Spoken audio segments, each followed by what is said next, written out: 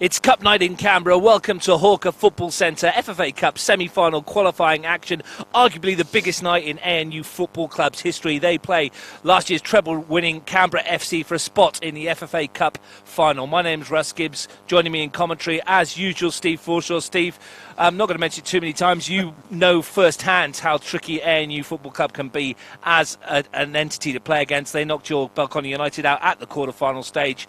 Welcome first, and what are we expecting from this evening? Yeah, thanks, Russ. Look, when they played us, they were good for the win. So I'm expecting that tonight they'll give Canberra FC a run. I mean, they met them at a similar stage in the competition last year. It took them to extra time before being knocked out.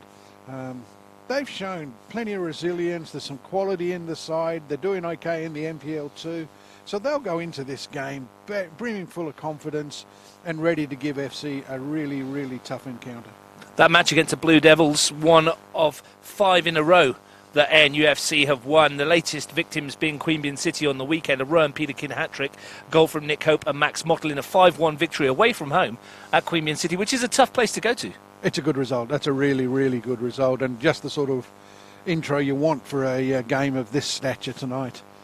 We did mention it's probably the biggest game in their history because of what's available at the end of it and possibly what's on after that, Steve.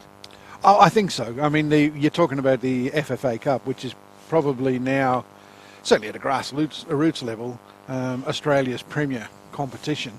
So ANU, if they can get past CFC tonight and put themselves into the final, they'll be cock a hoop. But I think, it'll be no easy task. FC defending champions in this competition locally, they'll be looking to progress as well. But it's fantastic for local football that a team from the NPL2 competition can get this far.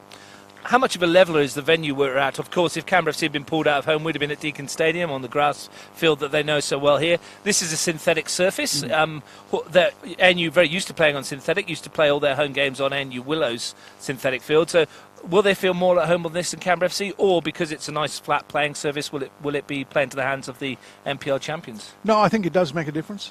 Synthetic surfaces do take a little bit of adapting to, and it'll depend on how quickly FC can make that adaptation. But I think, they played against us here. They did very well on it, ANU, to beat us 2-0. They've, like you said, they've got a previous history of playing on synthetic surfaces, and Canberra FC don't. I just think Canberra FC, with the quality they've got, will be able to adapt quickly, and they will probably run out winners. But I'm not sort of making that an emphatic decision.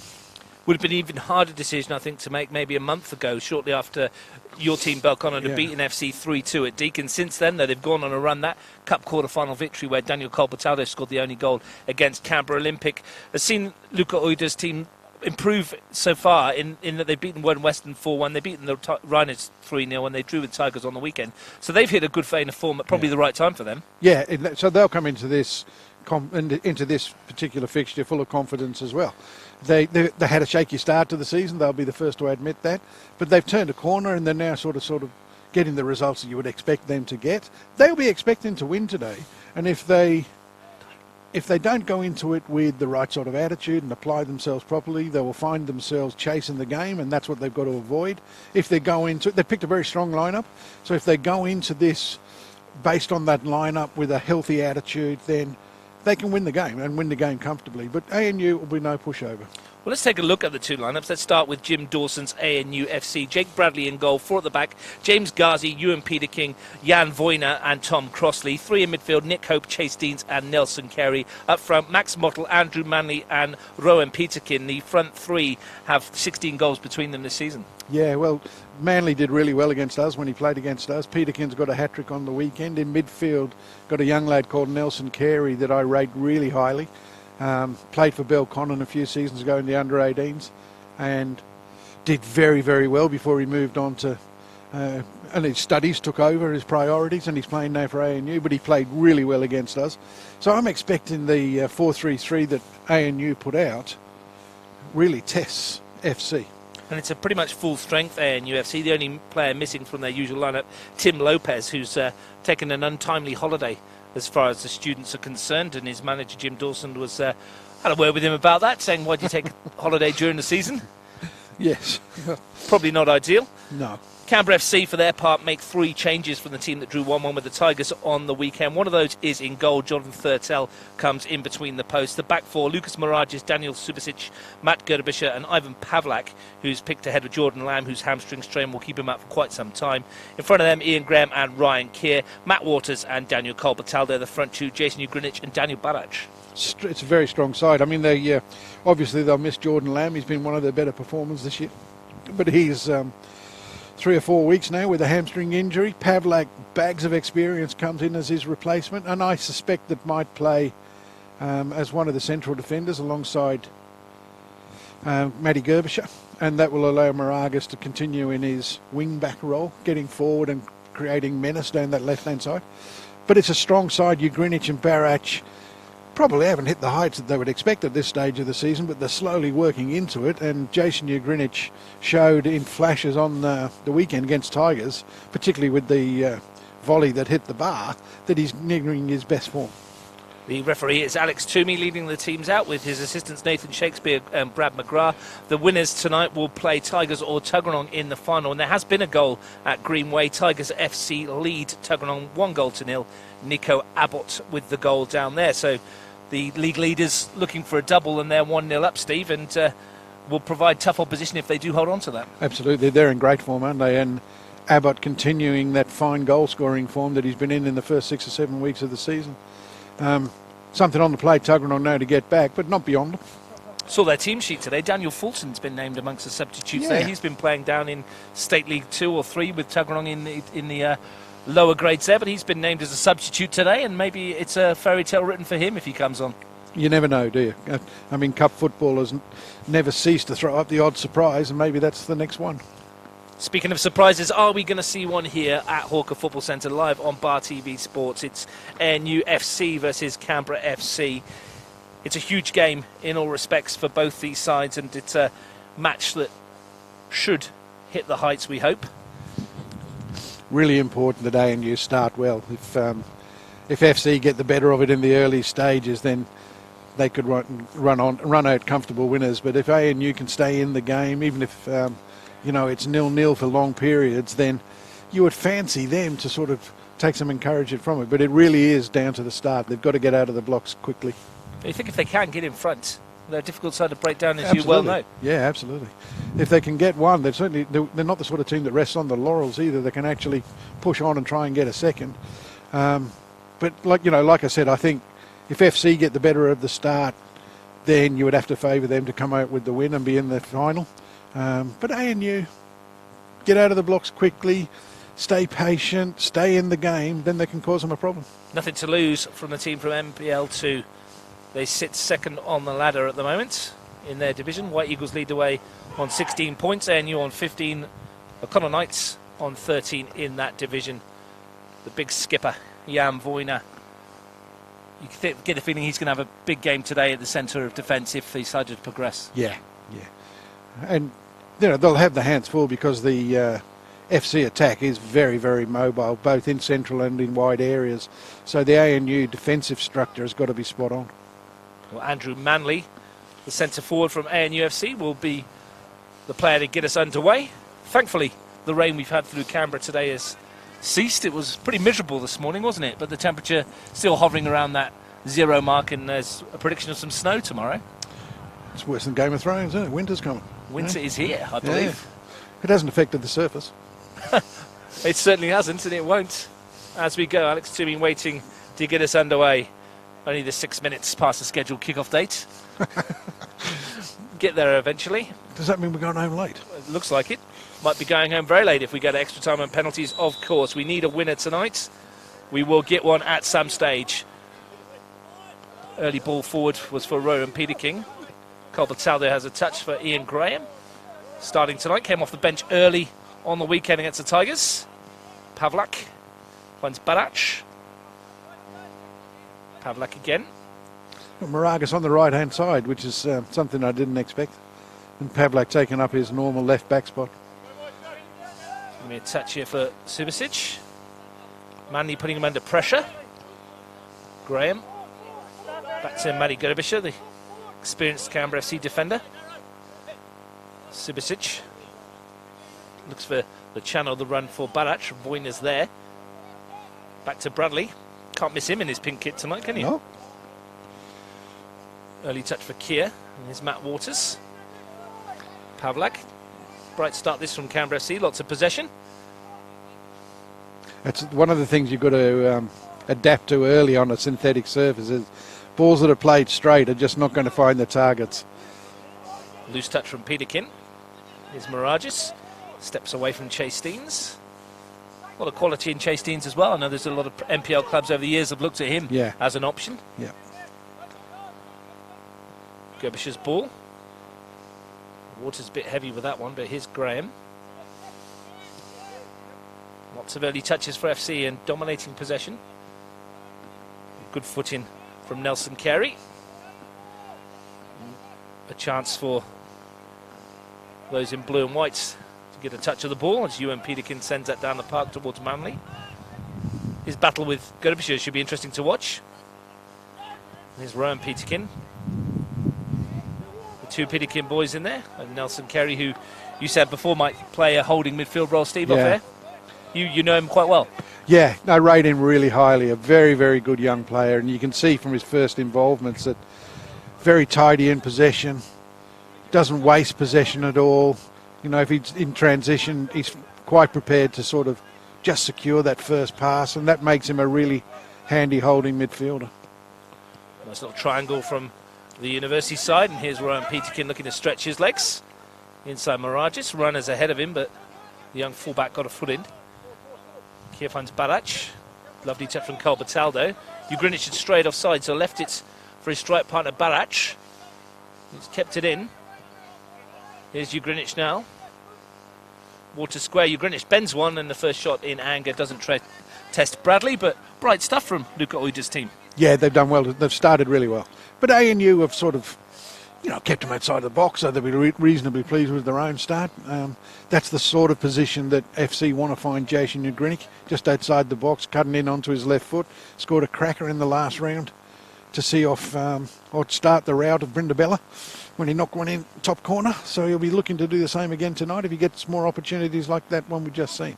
Yeah, two differing results for Canberra FC, of course. Beat Brindabella 6-1 in round 4 at Deakin, and then had that narrow 1-0 win of Olympic at the AIS in the quarter-final. And the ANU, for their part, knocked out two Premier League oppositions. Beat Rhinos 3-0 in Griffith, with goals from Manly, Lopez and Mottle, and the 2-0 win over Belconnen here, Crossley and Peterkin with the goals. And that's enough, Russell. We're not going to mention it anymore, Steve. Still burns.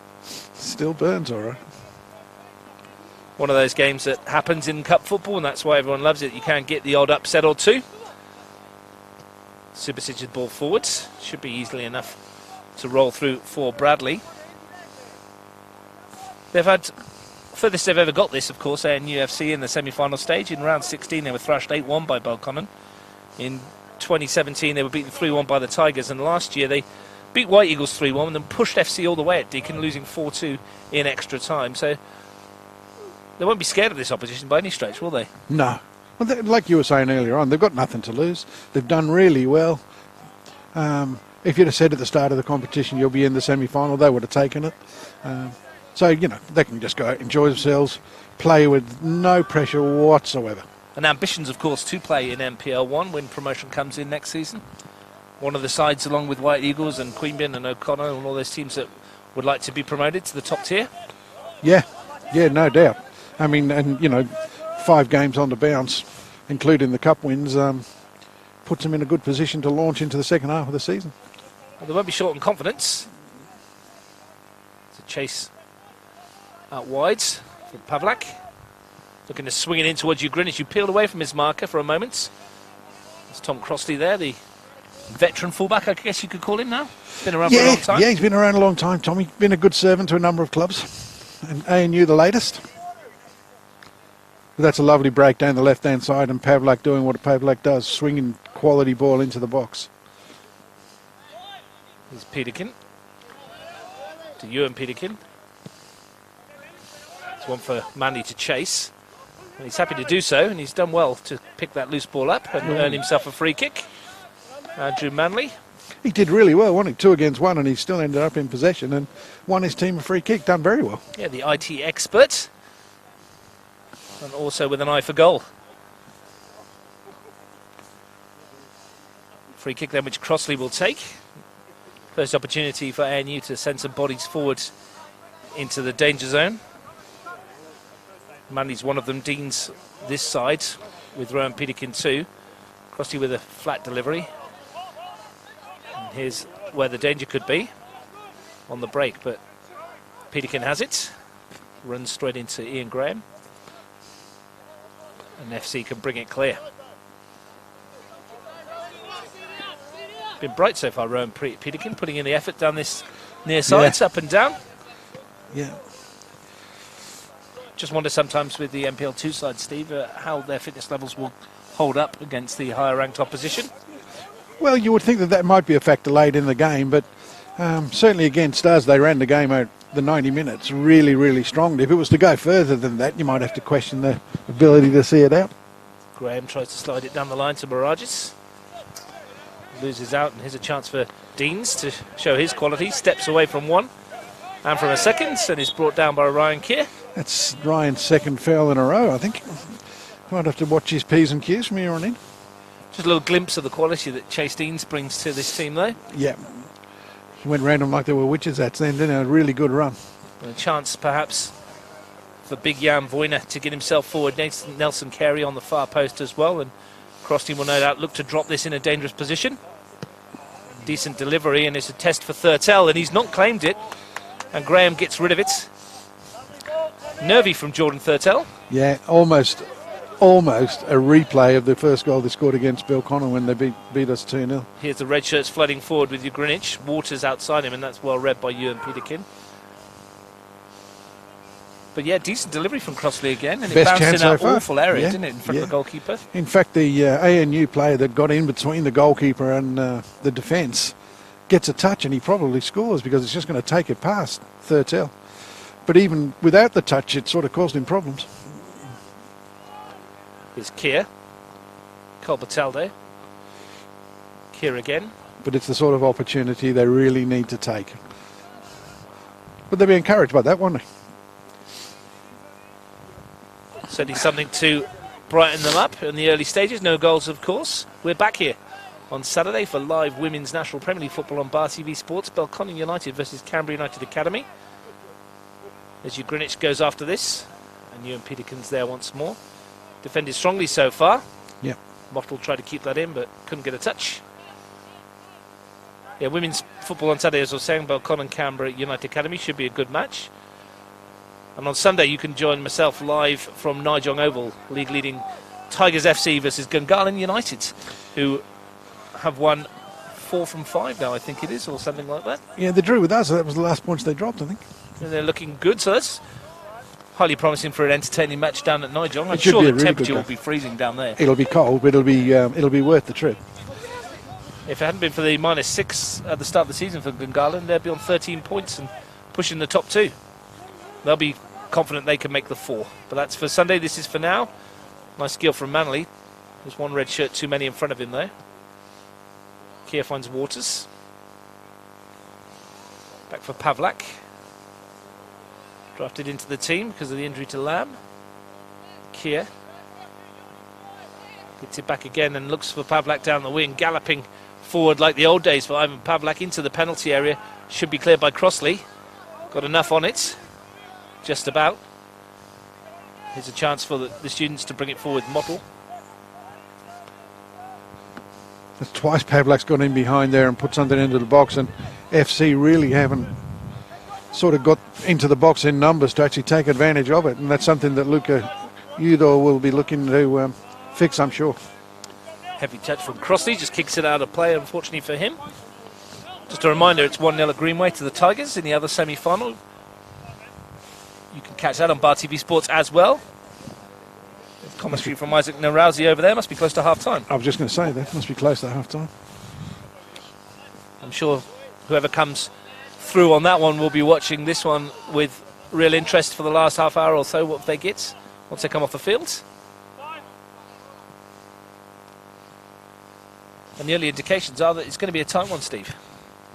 Well, certainly ANU don't look to be outclassed in the early stages of this game. They've done really well. They've contained FC. FC have got in behind them a couple of times down that left-hand side, and they'll need to just watch that.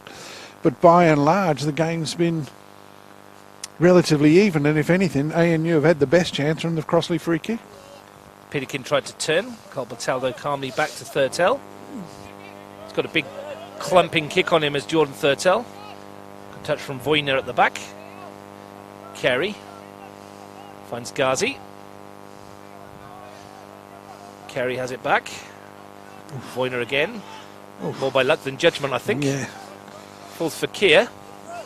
Looks to slide it through to Barach.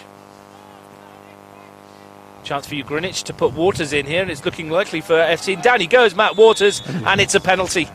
Probably no real complaints from ANU FC. Waters just tricked his way into the box, and a chance for the NPL side to go in front. Yeah, a hard way to go behind if they score this, but it looked a penalty.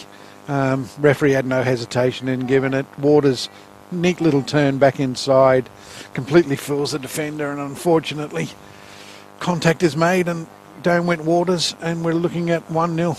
Easy decision for Alex Toomey, probably the easiest one he's had all season. Jason Greenwich places the ball on the spot. The left foot of the Canberra FC forward has one cup goal to his name already this season. It's Greenwich against Bradley, and it's a save by the goalkeeper. Fantastic save by Jake Bradley, denies Jason Greenwich, and the underdogs are still alive.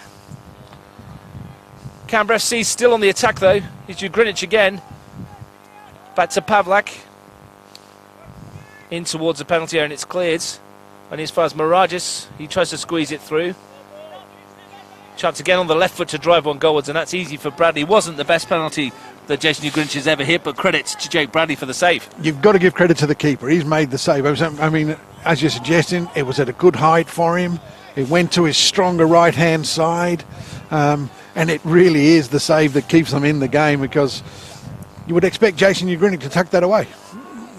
When you're looking back on games later in you look at turning points, and that could be a huge turning point in this one. Still plenty of time to go, of course, but a gilt-edged opportunity goes begging for Canberra FC in the early stages. And it's from an ANU point of view, still in it, because 0-0, still going on, still in it. Well, here's Graham looking to lift one towards a far post, and Bradley's there, not got much on it this time. Might come for you, Greenwich again. And it's out of offside, I think, now, and the challenge back was from Nelson Carey, and just for a moment it looked like Bradley had made an error after making the penalty save. Because it looked like it was going wide, didn't it? Obviously not to know, and no harm done at the end of the day, but as I was trying to say clumsily before, staying in the game is important for ANU, and the penalty save has done that for them. Jake Bradley making himself the ANU hero early on, saving from the spot, and there'll be some relieved ANU defenders. Absolutely. Particularly Ghazi, I think, who may have made the foul, may have tripped Waters. Apologise if it wasn't him.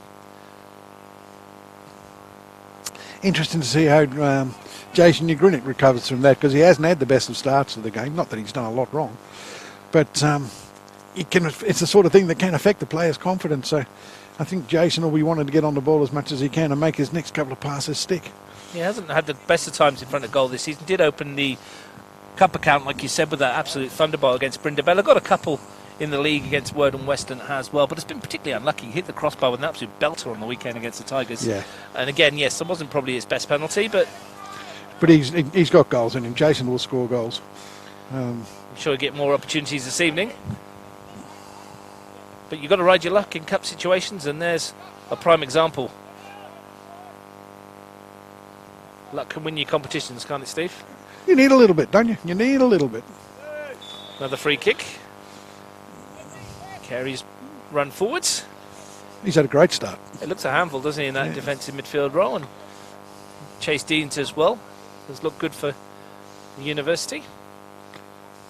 But I don't think there's going to be a lot of science in their set piece. I think it's just going to be get it forward as quickly as you can and look for knockdowns. And Boyner's come square this time to Crossley. Yeah. Bit of space, bit of pace on it. Or Crossley, I don't know what that was, but he's certainly Got away from Corbett-Aldo, and here's Peter King looking to lift that towards the far post where Manley is waiting. Pavlak's back with him. People won't believe him, but he's worked on that all his career, Tommy Crossley. That little clumsy roll over the ball, fall over, dummy, and go past your immediate opponent. It's almost like the world's worst Rabona, isn't it? Whatever it was, it worked. It did. Here's Rowan Peterkin looking to line one up from range and has a go, but always drifting away from goal. But good ambition from Rowan Peterkin, who's looked very good. Well, I can't say that that ANU had been anything other than worthy opponents for Canberra FC. They've started the game exceptionally well, soaked up pressure when they've needed to, had a bit of luck, and have created one or two chances or half chances. So they're doing really well. Canberra FC have the bye on the weekend, as do ANU FC, so plenty of time for both these teams to recover after this game before they head back into league action. Their next league fixture sees Canberra FC away at Gungahlin United and ANU travel to O'Connor Knights, so second v third in that one. Big game for them coming up. And then White Eagles away as well, so it doesn't get any easier for ANU. No. It's a big month for them coming ahead in June. May involve an FFA Cup final, you never know. You never know. I guess one of those games will be cancelled if that's the case. Greenwich finds Waters, looking for a space to perhaps get the shot away. Nice tackle from Carey.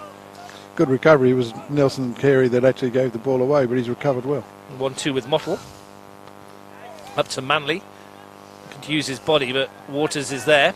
And Barach is just looked like he was brought down by Voyner, but no free kick given. Looked like a foul from up here, but it did. We're a long way away. Alex Toomey's a lot closer than us, but it looked like, if nothing else, it was a tackle from behind. No sin bins, of course, tonight, so they can dissent's allowed again now. Chat to the referee, we like to call it. Sorry, yeah, chat. They get a yellow card for it in this competition rather than the 10 minutes in the bin. Yes, real football. We're not overly convinced by the sin bin up here, are we? No, I can't say I'm a fan. I can't say I mean, there's lots of things that are worth trying, and you know, this is one of them, and just see how it goes towards the end of the season. But certainly, of what we've seen in the early part of this season, it's.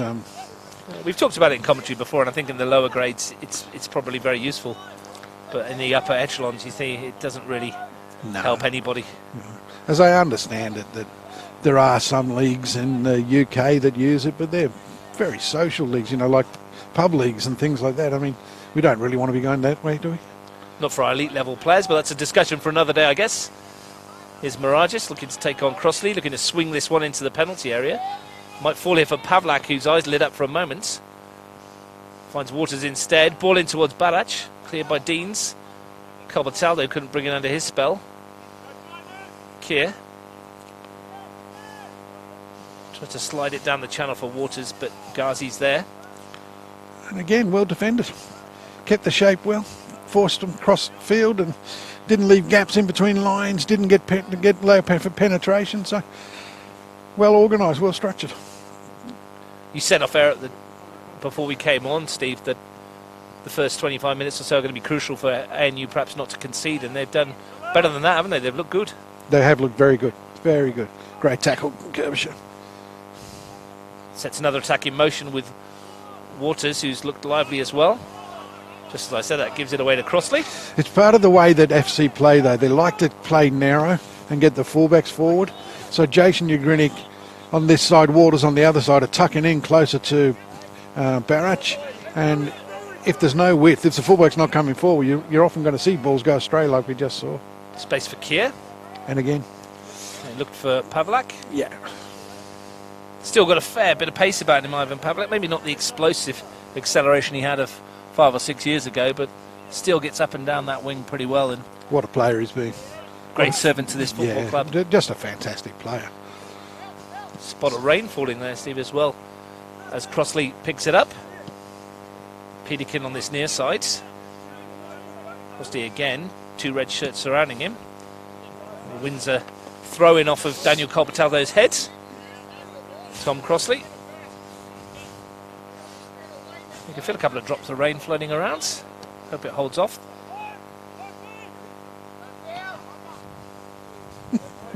Poor old Daniel, everything's bouncing off it and going over throw-ins. There's Nick Hope with a bit of skill in the middle of the park. That's where it's gone towards Hope. It's a bit of a hopeful throw. It was. Didn't work. It's going to come back for Crossley though. Sends it towards Manley. Good ball as well, looking towards Manley in there, and he almost got on the end of that. It wasn't a bad idea, was it? That nearly got Manley in behind the back four. And there is a school of thought around Canberra with FC's back four that you can expose them through the middle. A lovely ball forward from Tom Crossley. Here's Barach. Under pressure from Ewan Peterkin and also Rowan Peterkin. Back to Subasic, and there's a little off the ball here with Ewan Peterkin and Daniel Barach. A little welcome to the game and a chat. Nathan Shakespeare saw most of it in front of us. Be interesting to see what the outcome is. Did you see what happened there? Did they just run into each other, Steve? Handbags at 5 paces, I think, but there was arms raised in both ways, I think. So something should have been done, but maybe just a chat is enough. As the rain starts to fall. And that's my wife calling, I think. Steve's out of here. There's a little bit of a shelter up here for us, but poor old Daniel. He's out in the rain. Well, we were told it was going to hold off, Steve. That's another lie for the meteorological office. You can't trust them. Get the complaints in tomorrow, I think. Ball forward towards us. New Greenwich. Kier once more and brings Subasic into play. Looking for options ahead of him. One of them is Miragis, who's hugging the touchline. Subasic again and lofts it up there, which is easy for Voyner to win. Carey will challenge in the middle of the park. Kier's there to Greenwich. Bit of space out wide if he can force it out there, but Ghazi read his intentions. And he's away. And Mottle, if he can keep this in, good pace from Max Mottle. And a huge amount of room on this far side, on this near side towards us where Rowan Peterkin's running, but Mottle comes inside of Manley instead. Ghazi couldn't quite get it forward, but another promising attack from ANU. Yeah, broke sharply. It was. It just lacked a few numbers in the box, but it was such a quick break that the rest of the ANU players couldn't catch up. Nice run that from Gerbischer, and his chance here. And look at this pace from Barach. He's got goal sides. Tries to pull it back, and in comes Corbett-Aldo, and he's just dragged it wide. Good opportunity that from the midfielder, the best chance outside of the penalty that FC have created. Absolutely, and the transition then was electric. Really got forward quickly. I mean, that's a midfielder on the end of that from a Barach cutback. So their ability to get forward and get forward quickly was on show then. Great pace from Daniel Barach as well. Manley wins the header. Finds Carey. Manley again, a little bit of head tennis. Carey once more to Manley. Tried to put it behind the back of Subasic, who had to stretch a leg out. Here's Waters. Greenwich. Corbett-Aldo. It's turning into an absorbing cup tie, this one. Nothing between these two sides from Canberra FC, who won everything last year, NPL 1 and ANU FC. Here's Corbett-Aldo. Just to squeeze it through. Might come for Barach. Trying to create some space and take on Voyner. He's fired it across, and it was a good ball too. And New Greenwich was lurking. I think Bradley may have got a slight hand on that. He did, and I think FC 4 was just a little bit guilty then of ball watching, because they could have gambled and been in for a little bit of a tap-in. And UFC, of course, was home of Tom Rogic for a while. It was, Canberra, yeah. Before he went to Pearl United for a number of years in the Premier League. Tom Rogic now at Glasgow Celtic. Congratulations on him on his treble. I think I said read somewhere he's won 17 trophies or something since he's been at Celtic. I think that's right. I think that's right. Incredible amount. Ooh. Some of us wouldn't have seen 17 trophies in our career. I mean, well, you've obviously been through the Old Trafford trophy room. Oh, true that. 1 or 2 golden boots in my closet, mate. Cherry picking for a number of years. Great stuff from Tommy Rogic. Great to see one of Canberra's own doing well. Young Leo Mars has been back in Canberra as well. He's been training a couple of times with Belcon. Looks very, very sharp. It didn't quite work out for him there at Celtic, did it? For whatever reasons. A few Canberra boys going in and around. Here's Greenwich, finds Barach. There's a chance again for FC. Waters swings it over. Turning the screws a little bit now, FC. Having more and seeing more of the ball as well. Yeah. As they have done for most of the game, to be fair. Subasic. Good ball forward to Graham. Looking to build with Waters. Pavlak's made the run and it's a good one too. Real opportunity this for Canberra FC. If Pavlak can pick one out for Barac. Bradley makes a save again to deny Daniel Barac. It's not over yet. Maragis finds Graham. Is it going to be one of those nights for Canberra FC? But I mean, at the moment, you can only see them scoring. The last 2 or 3 minutes, it's been all them. Graham tries his luck. It's deflected, and this will be a corner. But the goalkeeper, once again, done marvellously well and kept them in the game again. Great save that from a Daniel Barac volley. But really, really effective movement from Pavlak, taking him in behind the fullback. His pace, as you were suggesting, still there, and quality in terms of the service that he's giving to the front players is brilliant. Short corner. Lifted into the area. Carey wins the header. It's going to come from Manley. He tries to goes past Maragis and now find the run of Crossley, and that's a high foot from Matty Gerbisher, and that'll be a free kick. Crossley ducked down, but head to head here between Tom Crossley and Matt Gerbisher. A couple of old peacocks strutting their stuff. A little bit of a conversation about it, but neither one wanted to back down. Amiable chat, we called that in the old days, Steve. What on earth was that? Yes. Neither player wanted to back down from their points. Well, they weren't doing much about it the other way either. Neither on the front foot. Said it was a little chat between two between players. friends, yeah. Crossley swings that into the danger area. Thurtell came and won it. Hey, Deans was there. it's the same thing. Was that exactly the same thing? It falls for Carey, who tried his luck from distance. Crossley gets it all wrong on that occasion, but very similar challenge. It was. I got a bit excited there because it looked very, very similar. Yeah, but either way, it's not given on that occasion. No, I mean it's only an indirect free kick, isn't it? 100%, yeah, in that position, which should be. Just warming up nicely as the weather gets worse. Oh, yeah, I'm not. Everyone in the grandstands behind us. We're in the open, and shout out to Sam Ogilvie for putting up this shelter above our heads. It's Otherwise, a good job he did. we'd have been getting soaking right now. I got soaked last night. Training. Yeah. Corbett-Aldo gets a little shove from Chase Deans and wins the free kick. For all the pressure that they've soaked up, ANU on the counter-attack have done really well. Is Pavlak thought about it, still thinking about it. The weather gets worse and worse. The wind picks up as well. Not a pleasant day for it. Subasic swings it towards the far post. It's going to fall for Ian Graham. And now Pavlak into the penalty area again. Ugrinic is there. Can't get a shot away. And Chase Deans and Mottle will combine to bring it forward. And Peterkin's made a great run down the middle. If Mottle can find him in behind Subasic, the ball holds up in the wind, I think. We saw him though. It was he saw the idea, he just couldn't pull it off. Waters gets it back again. Kier looks for Ugrinic, and Wojna's there.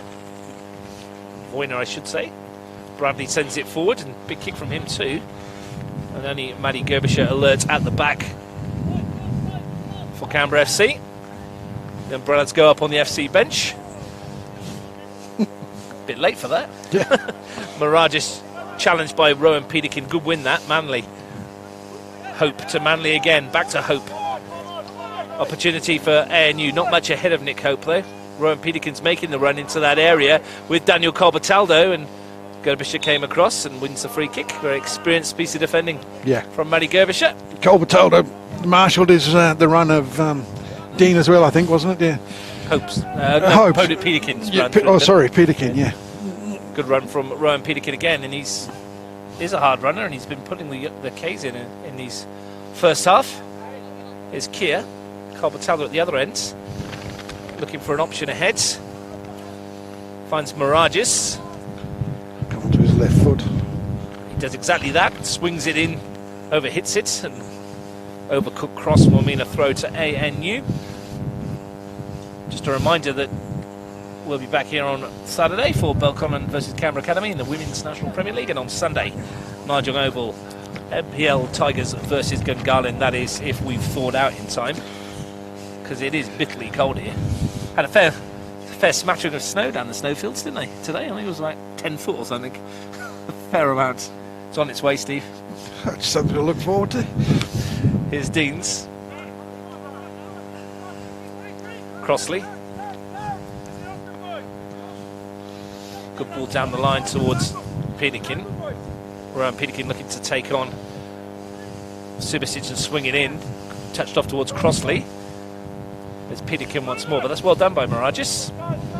Brings Greenwich into the game, very deep, and he'll look for the run of Barac down the middle. Ewan Peterkin wins the header.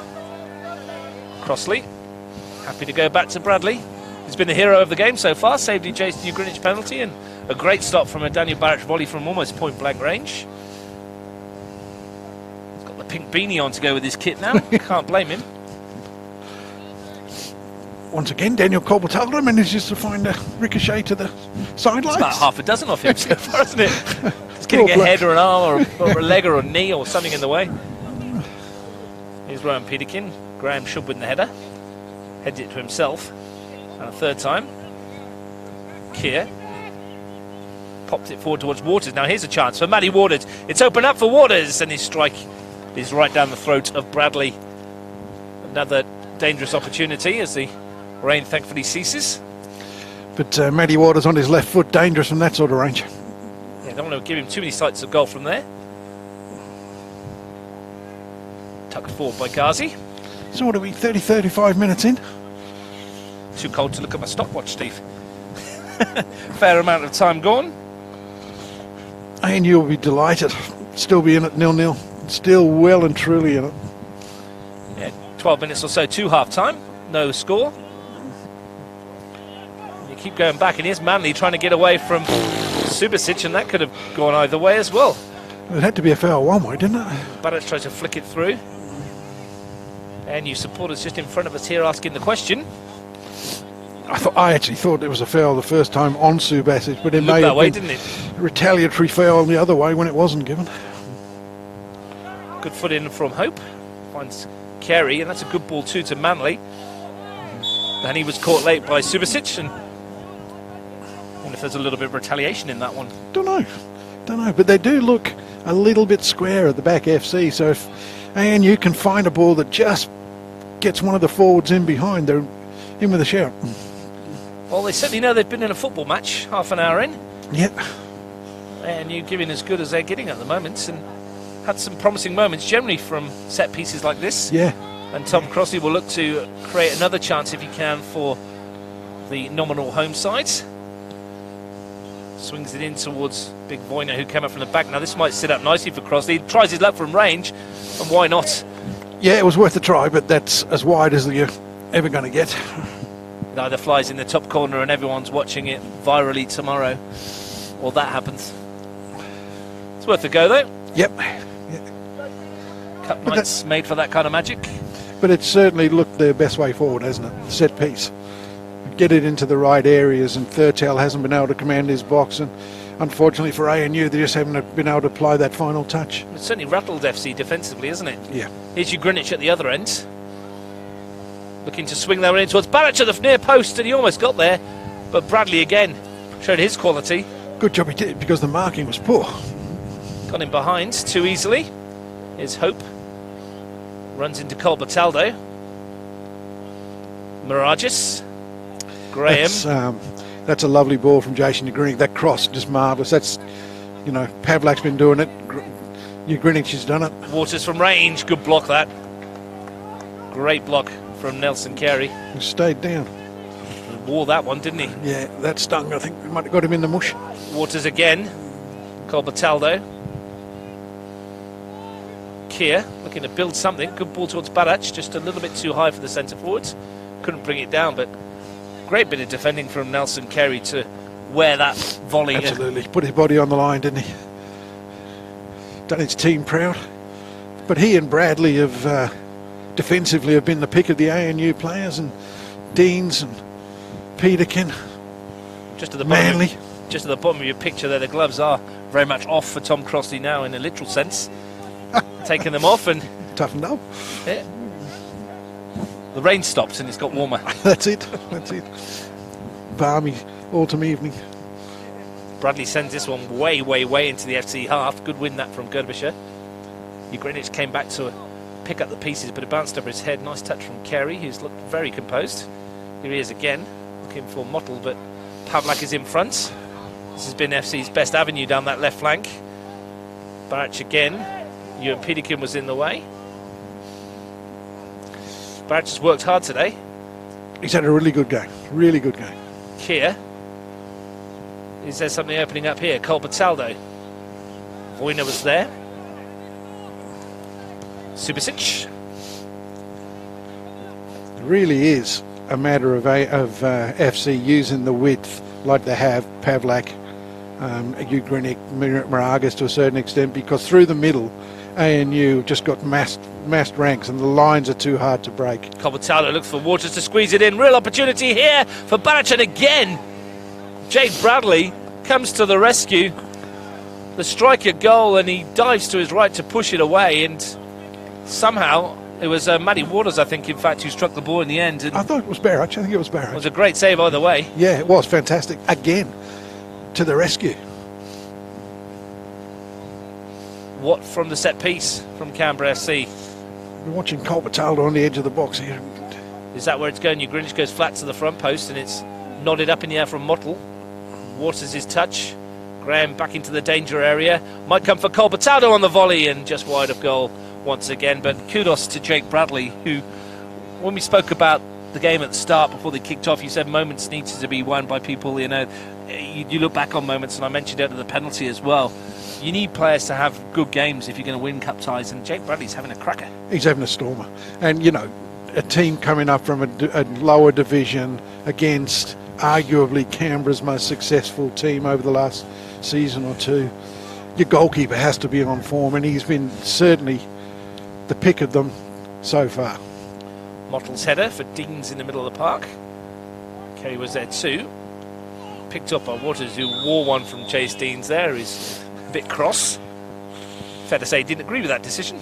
Well, it's probably a decision that suits ANU, because there was space in front of the FC then.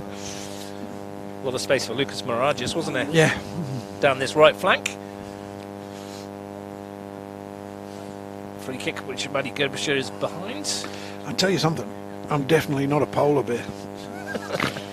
Yeah, the temperature is freezing. They built this new scaffolding at Hawker. They didn't put a heater in, did they? There's snow on my beanie. Derbyshire back to Thurtell, who's wearing a snood, isn't he? He's got something around his neck, trying to keep himself warm. Here's a chance for Mottle on the break. Oh.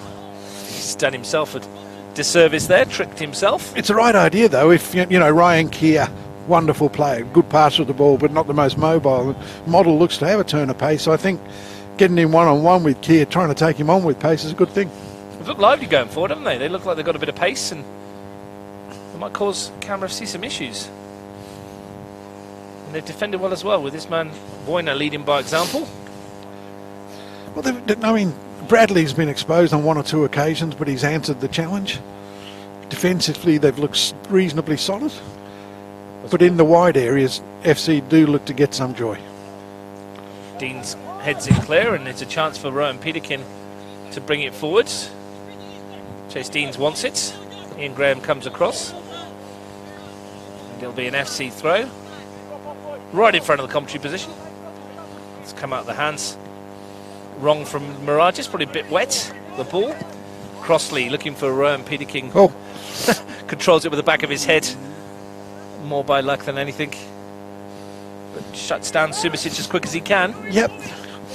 That's been noticeable, how quickly he's done that. Here's Moragas. Raking left foot ball forwards, and he was hoping that either Waters or Barach had made the run, but James Garzi's got the freedom of Hawker to pick that one up. Yeah, that was a little bit of hit and hope, I think.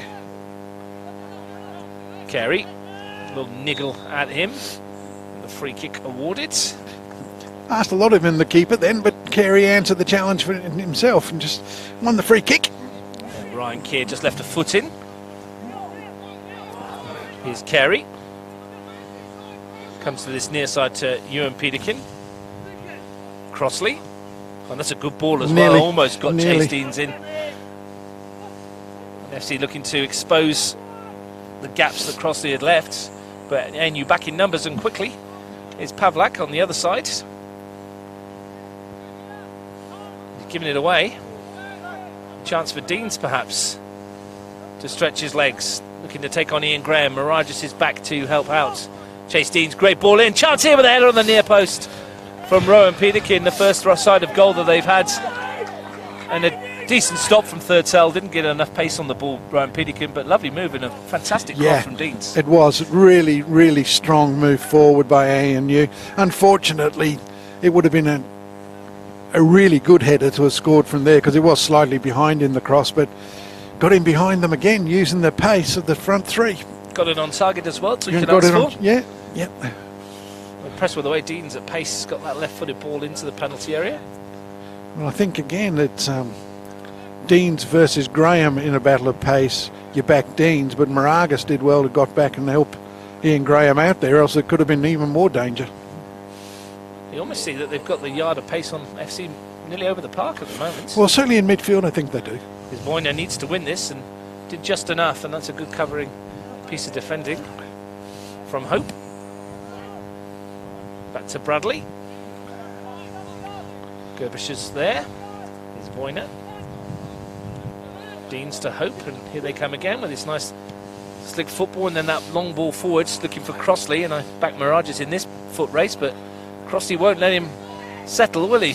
No, but that's Tommy Crossley versus Moragas, that reverses the pace battle, and I think you back Moragas in that. But a great run forward from Tommy. He's quite prepared to get forward. Well, the adrenaline will be buzzing. It's 0-0 in this Cup semi-final, and they are matching last year's treble winners blow for blow at the moment. If you just tuned in, it's 0-0. Canberra FC had the best chance, a penalty awarded for a foul on Matt Waters, and Jason Ugrinich effort saved by Jake Bradley, who's made a couple of other decent saves since then. And here's a chance for Canberra FC to load some big bodies into the box. Subasic will no doubt jog forward. Ryan Keir is an obvious target as well for Daniel Corbett-Aldo, and NU needs to be on their toes.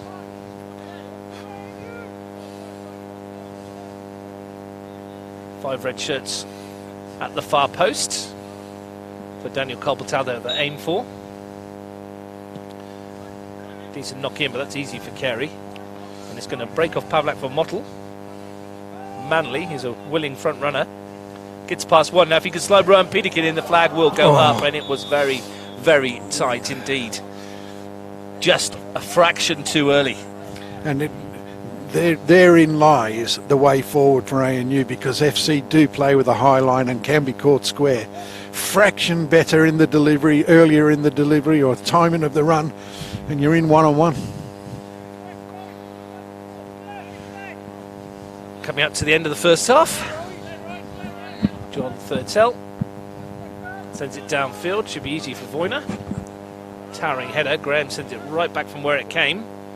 Greenwich could knock that. Here's Waters, sits up for Matty Waters, and he drives on a goal, and it's an absolute belter from Matty Waters to break the deadlock.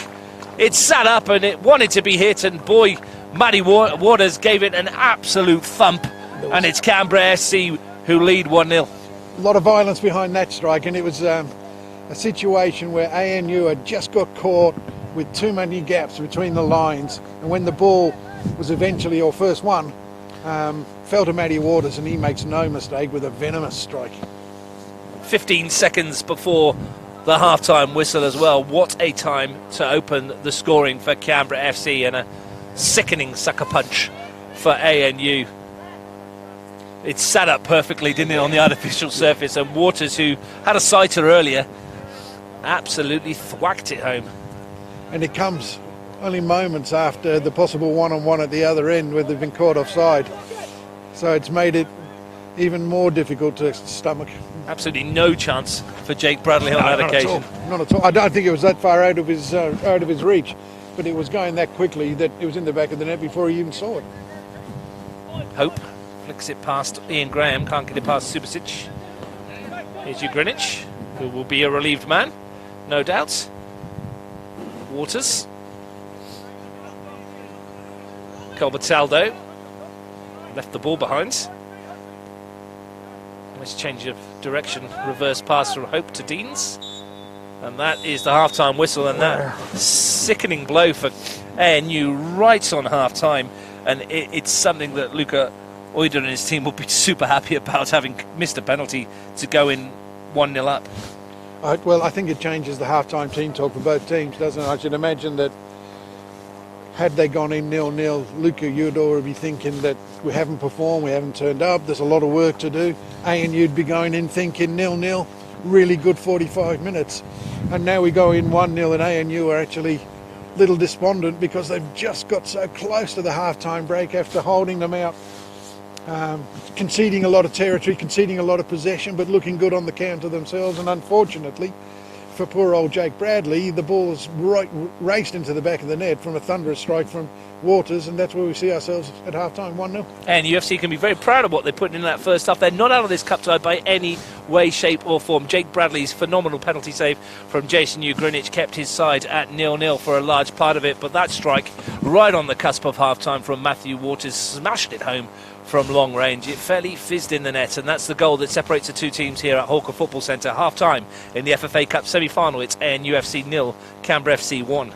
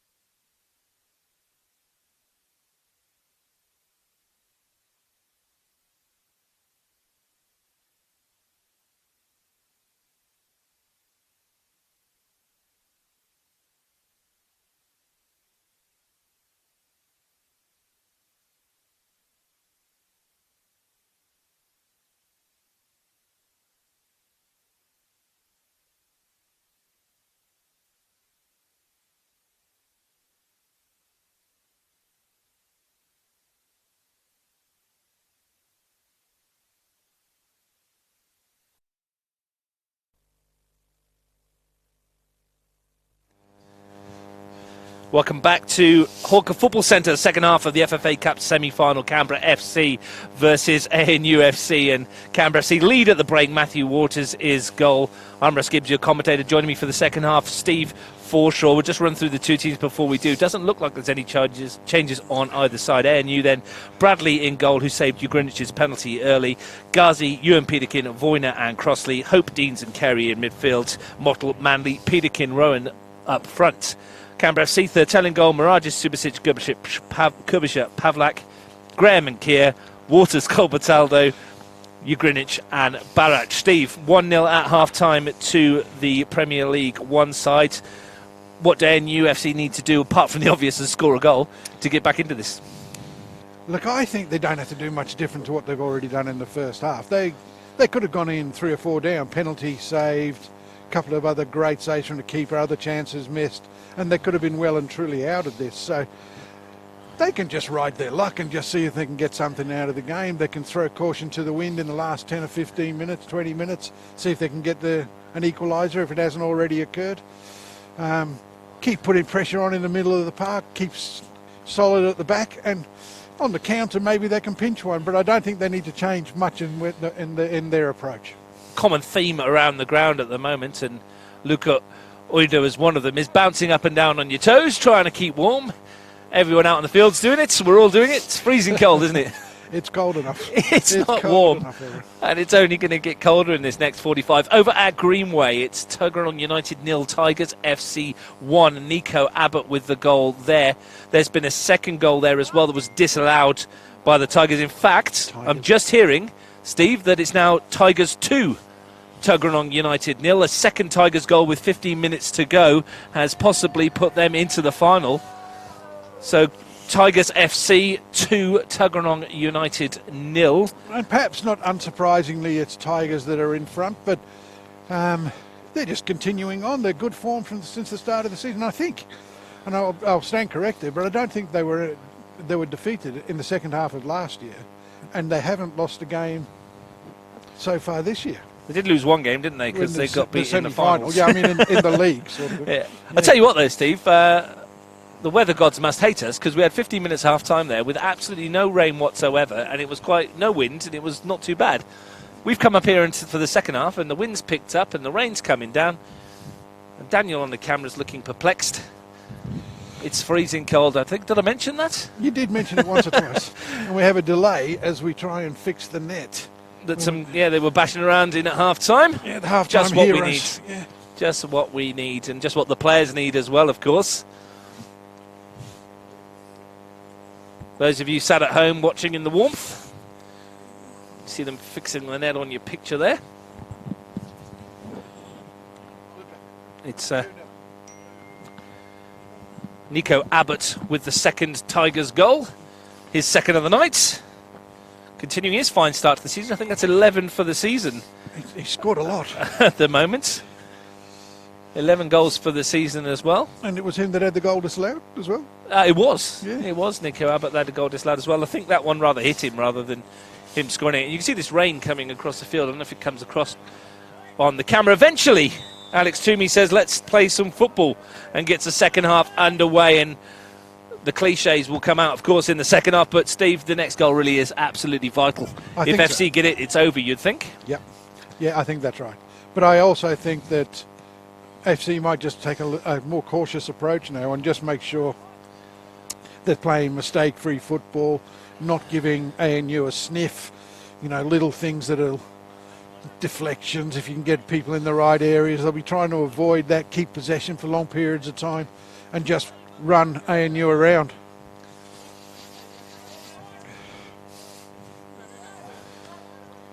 Here's Carey. Ball through, and a chance here for Mottle. Fizzes it across goal on the far post. There's the equaliser! Straight away at the start of the second half. Did someone say cup set? It's back on. Rowan Peterkin scores, and ANU have drawn themselves level within seconds of the restart. And they couldn't have asked for a better start. Wonderful ball into the box and a tidy finish. ANU back in the game with some vengeance. from nothing, really. A ball down the line, and Max Mottle's ball in was outstanding. And there was Rowan Peterkin, his 8th goal of the season. Steers it in at the far post. It is game on at Hawker. My. Here we go. Back to square one. We did say literally seconds ago the next goal was vital, and it's come to the students. Here's Waters, looking to re-establish Canberra FC's superiority. Waters again, good ball in, chance for Greenwich perhaps, fourth for Corbett-Aldo, comes off Voyner and smashed clear by Crossley. I'm sure Luki Udor would have been saying at half-time, just keep them at bay, keep them first tight for the first 10-15 minutes, and what do we see? Well, the energy that will have given ANU the lift that they needed. Just that little delay at the start of the second half possibly didn't help. It was the same time for both teams, but you're right. Oh, what a ball. It is a good ball. Now here's a chance again for Rowan Peterkin. He's running at the defence. He's trying to get his shot away, and it's taking a deflection, and it was looping. Had Thurtell worried for a minute. It did, didn't it? Yes. Backpedaling, and ANU started on the front foot in the second half. A chance for them off this set piece. Nick Hope's going to come across and take it. Renewed vigour in the ANU steps. Hope with the corner. The way this is set up, you would expect if FC win it, that they can actually make a break. There's a big space just outside the box that you would expect the defending team to capitalise on. Hope swings it in. Thurtell comes and needed to claim, and he did very well, the goalkeeper. Now we know we've got a good clearance on him. Have I given him the kibosh there? Barach wins it. Prods it forward. Crossley's there to meet it. Corbett-Aldo, his touch only finds Manley. 1-2 with Mottle, who created the goal, and here's the winger again. Goes down under the challenge. Free kick to ANU. This guy's done really well. I don't know a lot about this model, but he's done really well. I think he was a former Canberra Olympic junior at some stage. Was he? But if I remember rightly. He's got a good turn of pace. He's neat on the ball, and his cross for the equaliser was just world class. Well, Jim Dawson must be incredibly happy. Whatever he said at half-time has paid dividends, and it's a free kick to ANU, and this is a dangerous situation as well with Tom Crossley to swing this one into the danger area. Carey's popped in there to help out his forwards. I'm just sorry, Russ. I was just going to say a little outswinger here, where his more dangerous ball is from the other side. I could drop this in and around the penalty spot, which would make Thurtell make a decision, and that's where it's going, towards the far post. Voyner's up there, and it's a header away. Chance perhaps on the turn for Carey. Corbett-Aldo's there to force it forward to Moragis, and he'll bring it away, and a chance for Jason Greenwich inside to Moragis. Waters, better football this from Canberra FC. Here's Greenwich, looks to take on his man. Still going, Jason Greenwich into the danger area. Moragis from Waters. Corbett-Aldo. Kier, promising build-up. Pavlak, is there an end product? Good ball in from Pavlak into the danger area, and it's nodded clear. Oh. Good piece of defending by Crossley. Now here's Manley, and look at Peterkin outside him, and he can't quite find him. Couldn't dig it out, could he? No, he should have done. He has to do better there. Has to do better. Greenwich looks to slide it forward, and here's Peterkin, whose goal thoroughly deserved for the work rate he put in the first half, and he is causing all sorts of problems for this FC defence. The runner is Hope. Manley lets it go, and Peterkin just hasn't got the legs to get there. A bit too much on that, but a good break again from ANU. Certainly at the start of this second half, we've got two teams that are evenly matched. Will the superior fitness of FC get them through? A little bit of magic from some of the better players on display? Or can the ANU capitalise on getting back into it and build some momentum towards the finals? Yeah, enterprising stuff from the Australian national university team. The underdogs in the last four. And we do love an underdog, don't we? Well, it'd be an incredible story should they pull this one off. Corbett-Aldo's been pinged for handball. Let's have a look at the benches, Steve, while we're here. Liam Denver, a defender. Alex Ullman from midfielder. Isaac Ellis, a midfielder. Mo Elkier, a forward. And Blake Greenway, the goalkeeper for ANU. as Chase Deans looks to swing that one into the penalty area. So good options for Jim Dawson across the board there. Waters runs into Voyner. This should be easy enough for Ghazi. Canberra FC, Nicky Yardrich, Marko Verkic, Christian Pratazina and young Mohamed Yansane on their bench. So quite a lot of youth on the bench today for Canberra FC. Here's Manley trying to squeeze it through to Carey. Ian Graham was there. And there are some young players on the FC bench, but you would fancy that their bench is that little bit more experienced, a little bit higher quality than the ANU bench.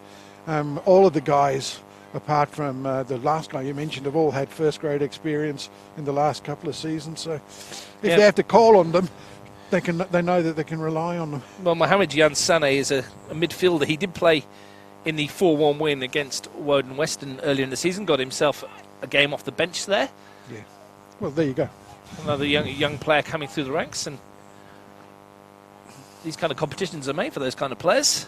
Yeah, and look, we got beaten against ANU, and we played some of the younger lads from our under-20s in that game, and it sort of wasn't meant to be disrespectful to ANU, but it was an opportunity for us to blood some younger players as we move forward. Unfortunately, it didn't work for us. We as Balcony United in that respect. Steve Forshaw, the head coach of Balcony United, with the comments this evening. Here's Corbett-Aldo. Ugrinic, little stab to Miragis.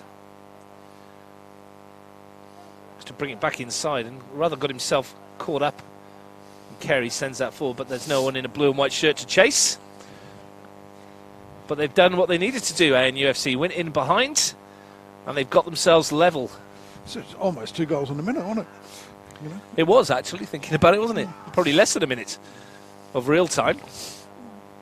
Incredible start to the second half. If you just tuned in, it's 1-1 here at Hawker Football Centre. Over at Greenway, Tuggeranong United 0, Tigers FC 2. A brace from Nico Abbott. They're well ahead of us in terms of timing.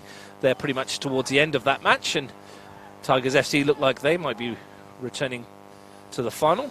Never won the Federation Cup, Tigers FC, in their history. Well, they're certainly in good enough form to win it this year, but they've got to get past Tuggeranong initially, or now, and then meet one of these two sides, and either one of them look capable of giving them a game. There's a chance for Peterkin, and he's running into there. Another strong run from him. Good defending, though, this time from Gerderbischer. Yeah, wonderful. Kept his body in the right spot and stayed nice and composed and puts them on the attack. Corbett-Aldo infield to Barach. Corbett-Aldo again, that's good, to Kia. And he looks to slide it in towards Ugrinic, and Ghazi was there, needed to be on his toes, and was.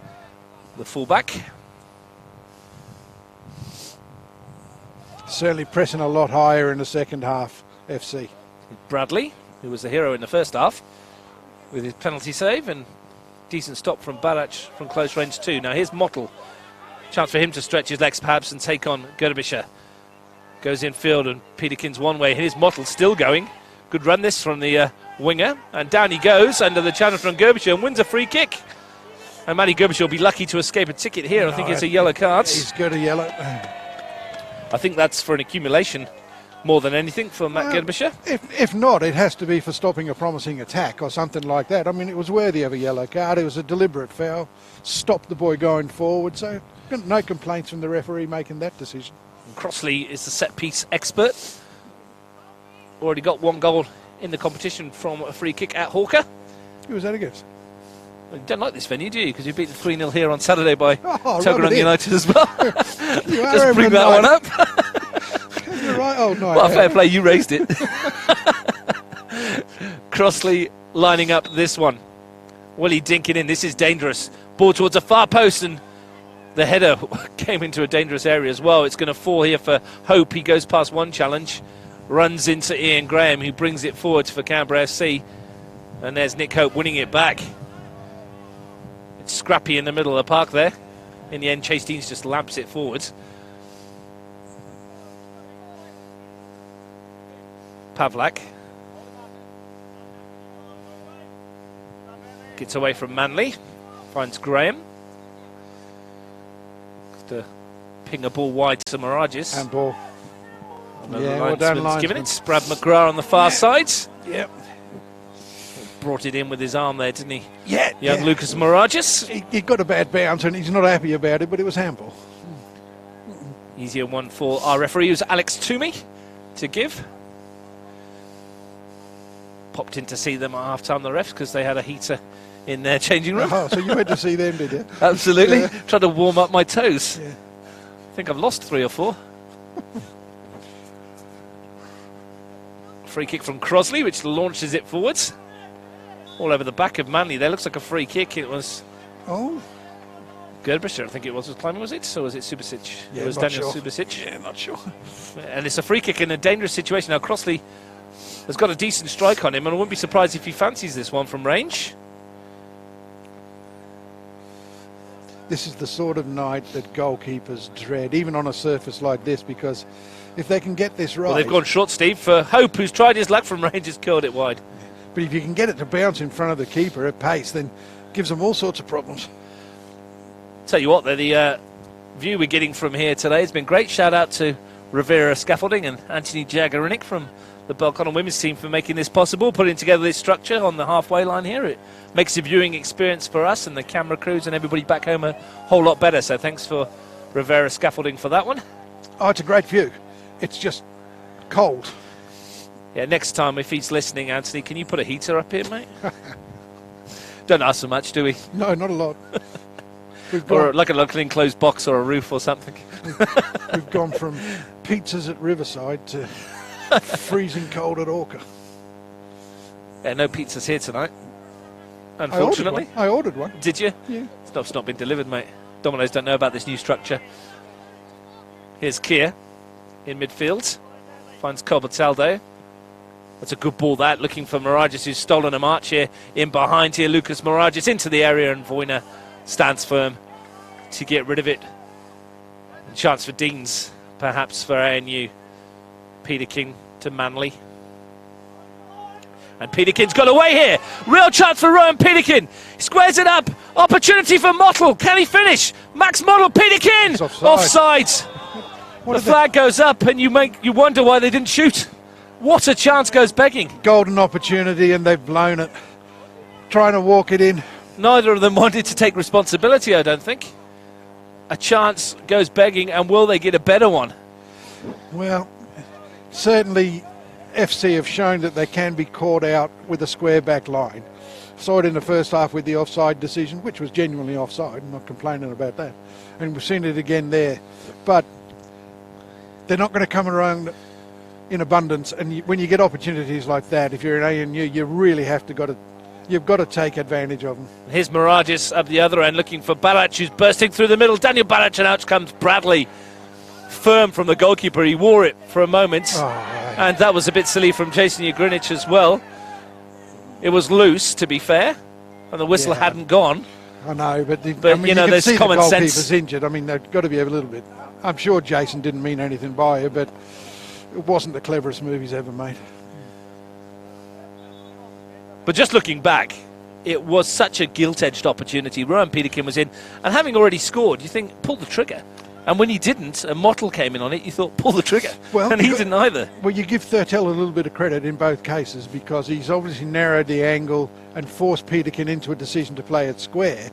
But once Mottle has got back inside and he's done his defender again, the pass was never on. It had to be offside, and he surely had to shoot from the position that he was in.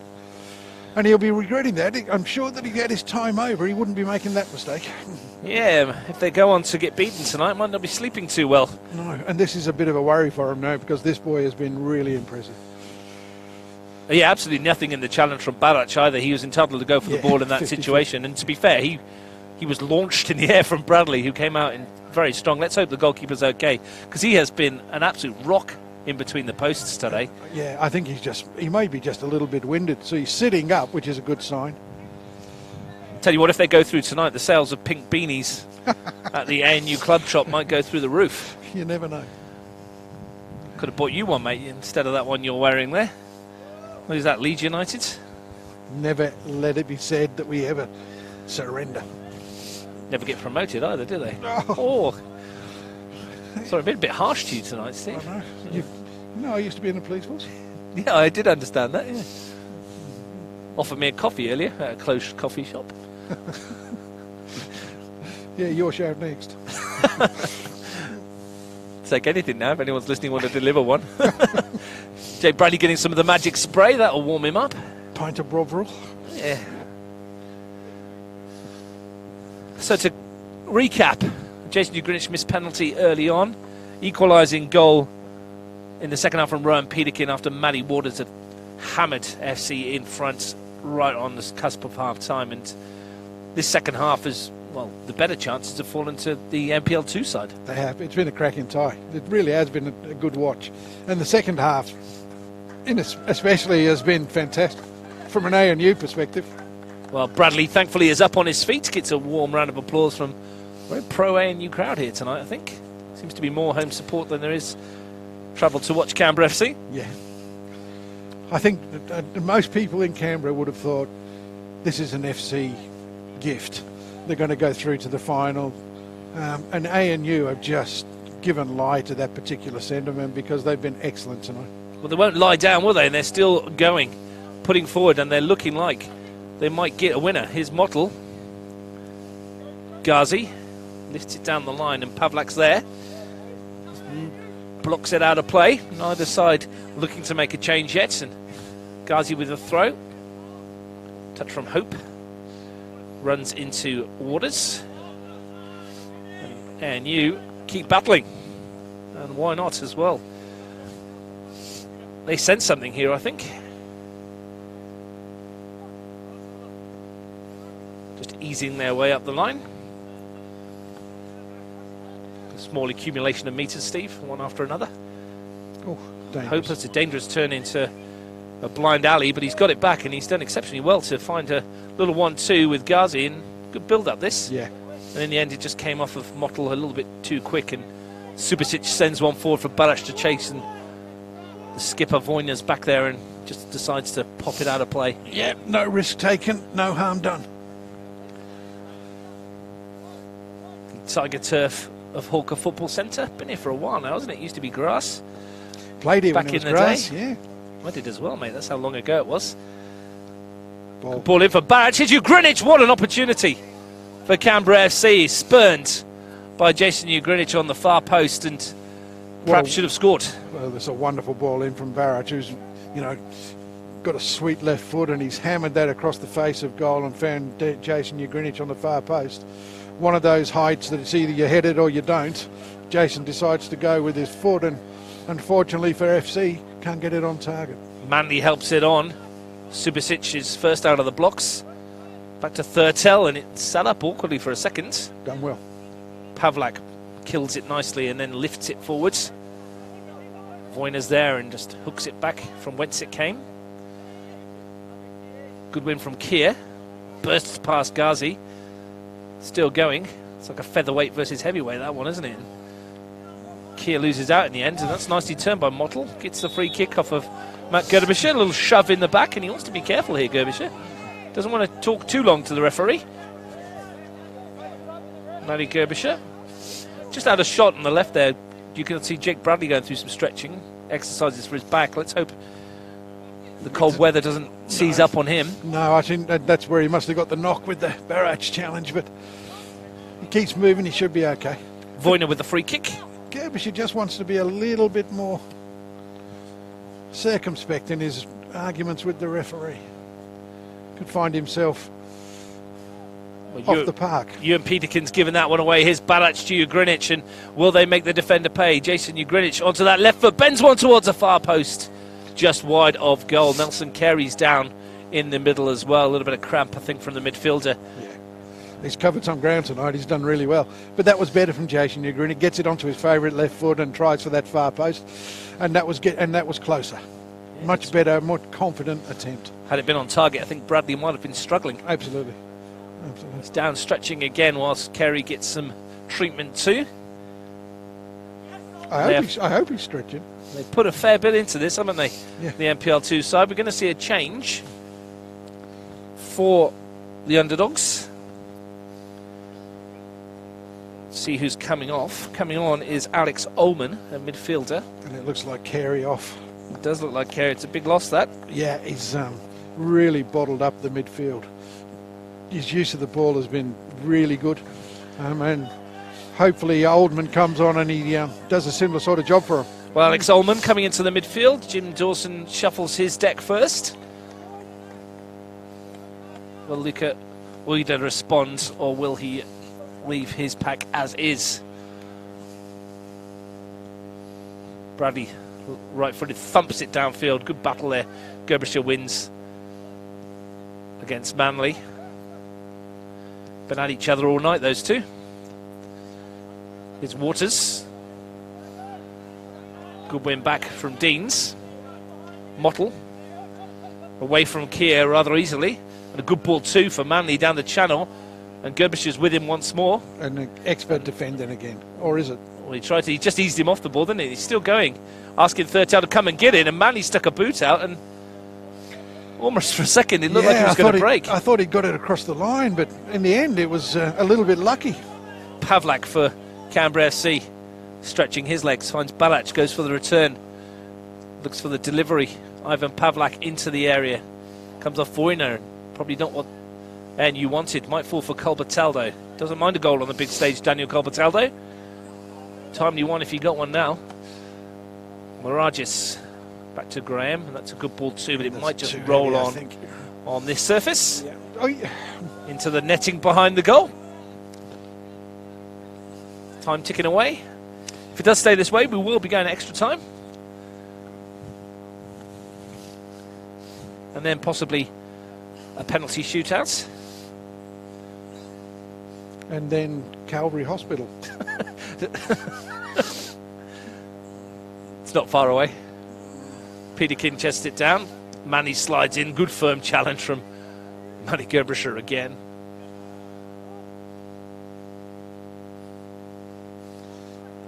And that was just a Crossley overhitting that one. No, I mind that though. To throw in territory, they can actually get some pressure on. Graham. Ball's just lifted forwards. Oh. Touch from Balach, and here's a chance for you, Greenwich, and he's stretched away. He's on his own at the moment. Waters is coming up with him. Still going, but Voyner sticks a foot out, and Keir comes in with a strike, and that's well over the crossbar. Good defending from Voyner. It was, but it was poor defending on the halfway line to let Barrett get the ball that came out from the throw-in. I mean, they just stood off and watched him turn. It could have been extremely, extremely dangerous.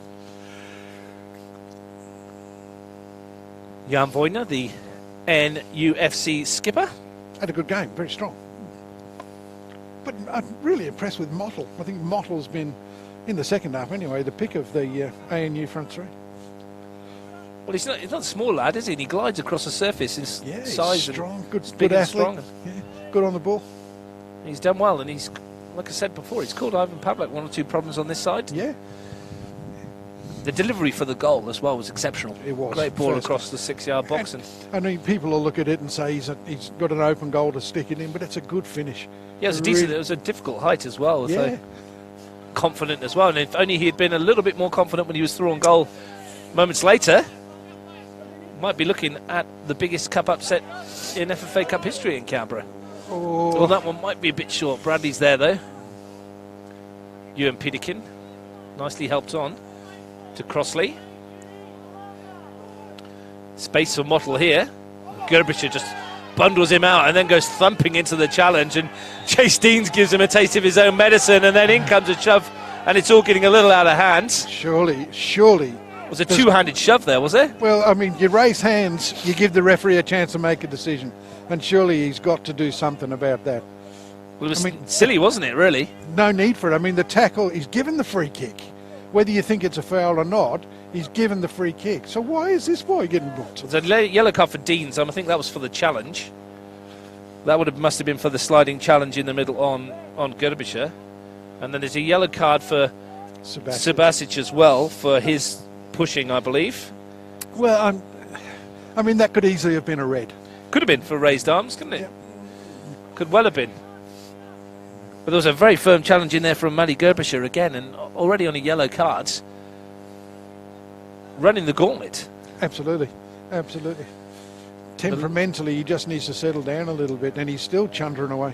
From a neutral point of view, though, that bit of feistiness adds to the occasion as well, and it makes it a cup tie, doesn't it? Yeah, really, you can feel how important this is to both these sides out there at the moment. It's an absorbing match. And it has been from the opening whistle, really. It's been a great game, a great game. ANU can, no matter what happens from here on in, ANU can walk away with this feeling justifiably proud of their efforts. It's been terrific. The magic of the cup in Canberra as Thurtell sends his latest free kick forward towards Barach, who wins the flick. And it was picked up by Bradley in the end. Simple enough. Tigers have won by 2-0. They are in the final. Who will meet them? A couple of goals from Nico Abbott has done the job for Tuggeranong. Good job, yeah, for Tigers over Tuggeranong. Given away to Ryan Keir. 18 minutes to go till full time. Pavlak swings it into the danger area and it's pushed clear only as far as Ryan Keir. Corbett-Aldo. Keir once more. Now Pavlak. Can he swing it in? He tried to, and Ullman stood firm. I felt that myself. Substitute. Luckily, he's a bit warmer than everybody else. Throw in which Pavlak will take.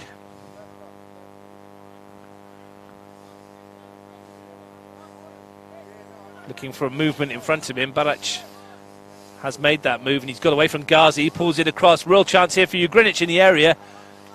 They got stuck under his feet, and Crossley did enough to block it. And here come ANU on the break with Rowan Peterkin. We've seen how strong he is when he runs, and he's past Ian Graham. Still going. Ball forward from Ullman. It almost got through, didn't it? It was a great idea. Chase Deans is there, and he goes down again. And another free kick to ANU FC. Yeah, I think that was a bit of an accidental bump, but you had to give the free kick. Is that Matt Waters down, clutching his face as well? Maybe there was a clash between the two. Matty Waters gets up rather gingerly. Free kick has gone ANU's way. I think he got an accidental knock in the... Slap in the face, didn't he? Would have stung on a night like this. Tom Crossley back with the gloves on in the second half. Gee, they've looked good going forward, ANU. They really, really put it to the the CFC defence. We can see why they scored plenty of goals. Yeah. 5-1 on the weekend, 5-0 against Western Molonglo the week before, 3-0 against Southern Tablelands the week before that. Here's Mottle. And down he goes under a challenge from Gerbisher, and another challenge from Matt Gerbisher in a rather dangerous position. And Alex Toomey needs to have a word here, and he's let him off again. That's another one if you count the one in the middle of the park as well.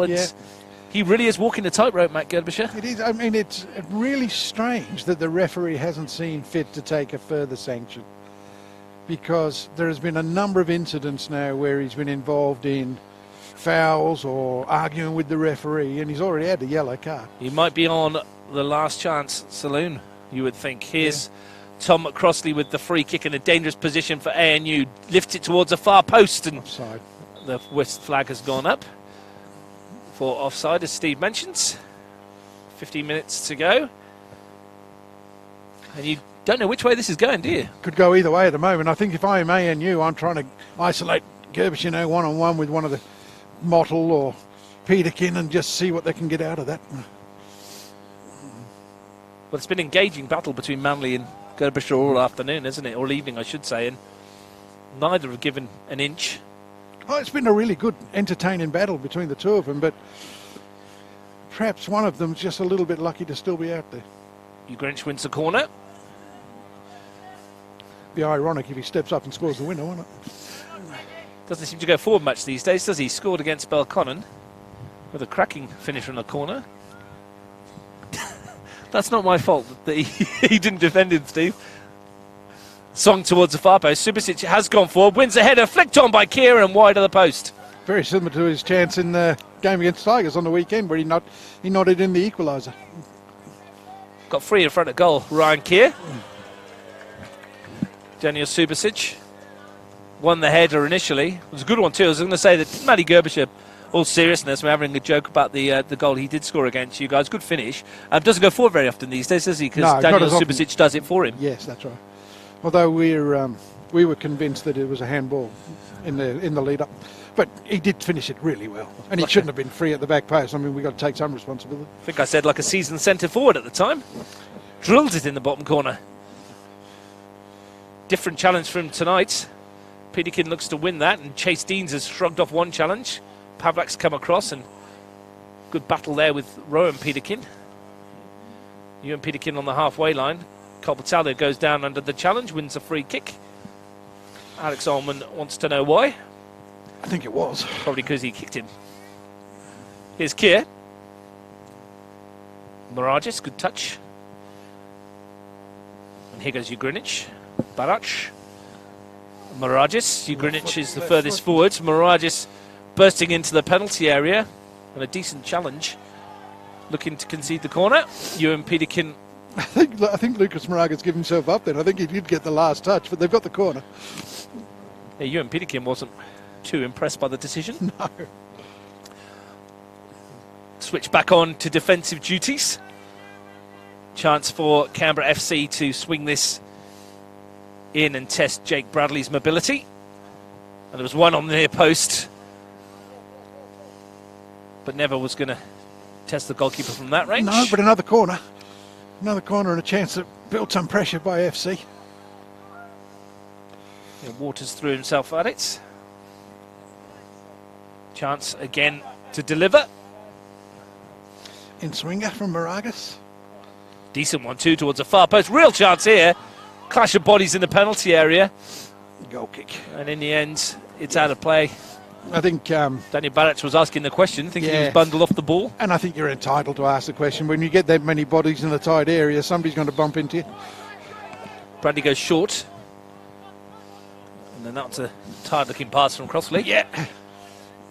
Gives it away to Ryan Keir. Time running out for both these sides if they're looking to get a winner. The game last year, of course, in the Cup went to extra time. It was 2-2 at full time and 4-2 at the end of the extra half an hour to Canberra FC. Their extra experience and fitness told in that final half hour. Thomas James scoring that? I think he did, unsurprisingly. There's a chance here on the far post for Waters. Big game on the weekend for Wollongong. Last weekend he scored one and had 3 assists, I think. Got his team through to the next round of the FFA Cup as well with a couple of goals against Pittswater up in the New South Wales qualifying. Came off the bench for that, Thomas James. Yeah. Canberra FC's Golden Boot winner last year. And that's, the difference between an FC going into extra time this year and this year. No Thomas James to rely on. Peterkin sends that one forwards. Challenge in the middle apart from Hope. Deans is there too, but it's come for Ryan Keir. Pavlak. Corbett-Aldo. Mirages has peeled wide. Rowan Peterkin back with him, but Mirages just steps past the new goal scorer and then goes round Crossley down into the challenge right on the edge of the penalty area as well. And Thomas Crossley has his arms in the air thinking he got a piece of the ball, and from this range it possibly looked like he did. Unless he's pinged him for a 2-footed tackle, I think that's harsh. Well, it's a dangerous situation, isn't it? Right on the D, on the edge of the penalty area. Yeah. Jason Ugrinic with his left foot might swing this into goal. Bradley needs to sort his wall out here. And it's an ideal angle for the left footer. Certainly need to keep his defensive line high now and give himself a chance to get to this, because this is going into a dangerous area now. And Ryan Keir's free on the back post. Ugrinic lines one up, swings it in, and it's sliced behind. In the end off Nick Hope. Yeah, it wasn't the best free kick Jason's ever hit. Came off of Hope's leg. Final 10 minutes of the match. Another corner for Canberra FC. They've had a good period of possession here. Yeah. Pegging ANU back. Another decent delivery towards the far post, and that was a real chance for Ugrinic coming in. Falls for Subasic, and he can't swing his foot around it. But Bradley didn't come looking for that, did he? No. And it was a real chance for Greenwich. I'm not sure if he's 100% because he hasn't looked as confident since the knock as he had previously. But nonetheless, ANU 1-1, no problems yet. Well, they've matched last year's treble winners for 80 minutes. More than matched in some respects. Well, they've only been behind for a minute, haven't they? Here's Barac. Gerbischer. Looks to lift it forward towards Greenwich, who's peeled out to this near side. Good ball infield to Graham, who's taken up a good position. Lovely ball over for Waters. Real chances. Bradley comes to deny him. I think he got a couple of hands on that ball. Yeah. Lovely ball over the top, and a chance that for Canberra FC, and Waters couldn't bring it under control. And Ghazi smashes that away. No, goalkeeper did just enough, didn't he? Did just enough. As he has done. He's still feeling that back. He's seizing up on him. I'll be sore tomorrow morning. But FC are coming now. ANU perhaps just feeling the pinch a little bit after a really, really electric start to the second half. The last few minutes has been all red. Pavlak with the latest corner. Flat to the near post. Waters missed the turn on. It's going to come out here towards Corbett-Aldo. Now the break might be on for Rowan Peterkin. Pushes it forward. Heap of space for Manley. Peterkin is flying forward inside, and he's completely unmarked in the penalty area. If Manley can pick him out, he can't. Gerbischer was in the way. Manley's still there, though. Mottle. Corbett-Aldo's foot in. Slows the break. Crossley. Another chance that for ANU, though, on the break. Crossley's still going. Why? And he's given away the free kick. Another good chance, though, and Manley, perhaps the first time left footer was the way to go. He certainly saw the option. His execution just wasn't of sufficient quality. Not sure where Rowan Peterkin's getting this energy from, though. And that's a heck of a ball forward for Jason Greenwich to chase, and that's an opportunity snuffed out. Good piece of defending at the back. And obviously substitute Alex Ullman back there helping out. Here's Ewan Peterkin getting a foot in. But Rowan Peterkin busted a gut to get forward there, didn't he? Might have to go again here. Chase Deans gets it back. Oh. A little bit too intricate in the wrong part of the field, but has a second opportunity because Nick Hope came to help him out. Deans again. Peterkin. Back to Bradley. Just to lift it down here towards Ghazi. Asked a bit too much there of Mottle. Barac. I'll tell you what though, Steve, if and when promotion comes in at the end of the next year, if it's ANU that do come up, they wouldn't be ashamed by being in the Premier League with this kind of performance, would they? Absolutely not. They've been very competitive, but you don't know what sort of side they're going to have going forward as things change for them. Student intakes change, people move out of Canberra. It's not as if they have a stable squad, and they don't have juniors that they can build from. So on this performance with this group, they would be extremely competitive. Whether they can keep that group together is a different question. Mo Elkier is about to come on, the forward for ANU, so they are going for this. They're going for it. And it's Deans that's coming off. I think he's just a little bit proppy as he comes. On a yellow card as well, so just limping off. Chase Deans has a bye this weekend, so plenty of time to get over that. But he's certainly put in a shift for him tonight. He's been excellent. You can see why he attracts the interest of Premier League clubs. And Mo Elkier comes on and add a bit more pace to that attack already, and it's pretty quick already, and that's a challenge. Two firm challenges. The first from Barat on Voyner, the second by Corbett-Aldo on Hope, and Corbett-Aldo goes into the book for his. Carries on a chat. That's the third Canberra FC player to see yellow this evening. Gerbischer, Subasic and Corbett-Aldo in the book. Perhaps a good job there is no sin bin in the FFA Cup, eh? Well, there's been plenty of talk from both sides, hasn't there?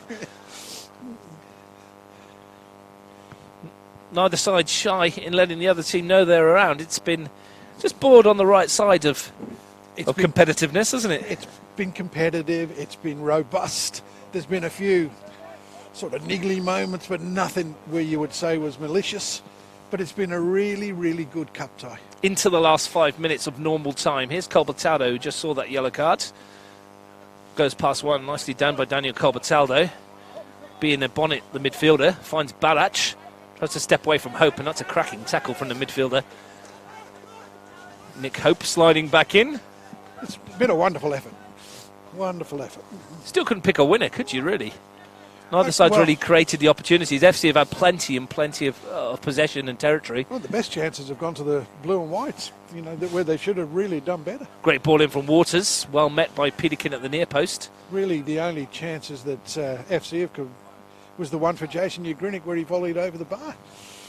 Where he might have done a little better. And he's had the shot that just went wide of this left-hand post. But by and large, both teams couldn't complain about the result at the moment. Here is Ugrinic. Into Graham, challenging the penalty area. Dangerous one to be putting in there. They're giving it away from Keir. Corbett-Aldo's in there. Comes to Ugrinic on the left foot. Can see what he was trying to do on the turn. Yeah, they're just looking a little bit tired now. Some of the decision-making's becoming a bit ragged as they fatigue. Well, they've got to see out about 4 minutes, and then they can go again.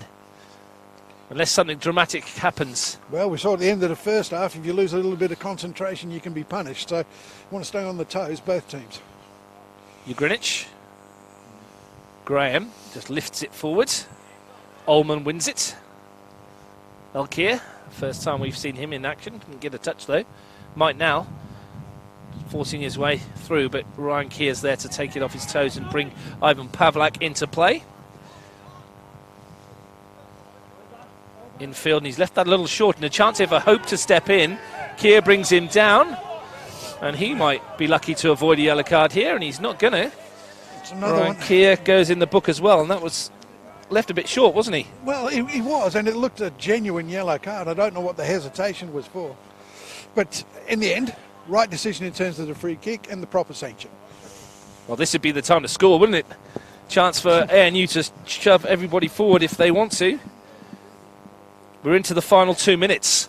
Plus stoppage time. Tom Crossley is going to launch this into a cluster of players. In fact, he's gone short and he's given it away to Barach. And at this stage, that's a silly thing to do. And Ghazi has saved his bacon early by getting back to beat Waters to it. And what's happening here? A free kick for some reason. Not sure where that's come from, Steve. No. Did you see that? Maybe there's a little niggle at Waters as he came past him. I'm not sure. Anyway, the upshot is a free kick to Canberra FC. It's their chance with about a minute to go to perhaps win it. Confused. I'm confused about that. Pavlak to load this into the penalty area. This will go down like a lead balloon with ANU if something happens off this one. Swung in there. Good firm win at the back by Manley, back helping out his defenders. Solid contribution from the centre forward there. And here's a chance for Hope. Lifts it in towards the run of Ullman. Might fall here for Peterkin, and he's got Mottle outside him, and it's a poor tired ball, and Ghazi does well to keep that in. Really well. And also vaults the bench as well. That's pretty impressive stuff. Here's Mottle bursting forwards, past Waters, runs into Graham. Elkier, free kick, dangerous position. Opportunity for ANUFC. A lot of arm waving going on, but to me, they really look like free kicks. Don't know what the argument is. 40 seconds to go. This will be the last action, you would think. There's been a couple of stoppages. There won't be too much time added on. The goalkeeper was down for a while, wasn't he? It might be 2 or 3 minutes, but with the subs, you might get 3 or 4. Real chance here. Nick Hope behind it with the left foot. Andrew Manley perhaps with the right. This can't be 10 yards. The wall looks very close, doesn't it? Manley lifts one in towards Thurtell, and it's a bit too easy for the goalkeeper, who throws it out towards Ugrinic, who's hugging the touchline, and Mirages is still got an engine on him, motoring around. Crossley. Good ball forward towards Elkier. Yeah, it was a good move.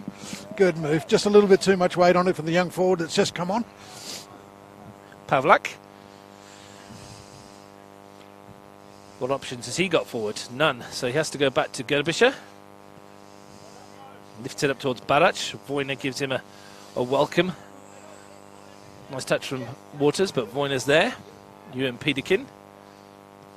Well, the shin that towards Rowan Peterkin. And yeah, that was a little bit panicky when he had more time than he thought.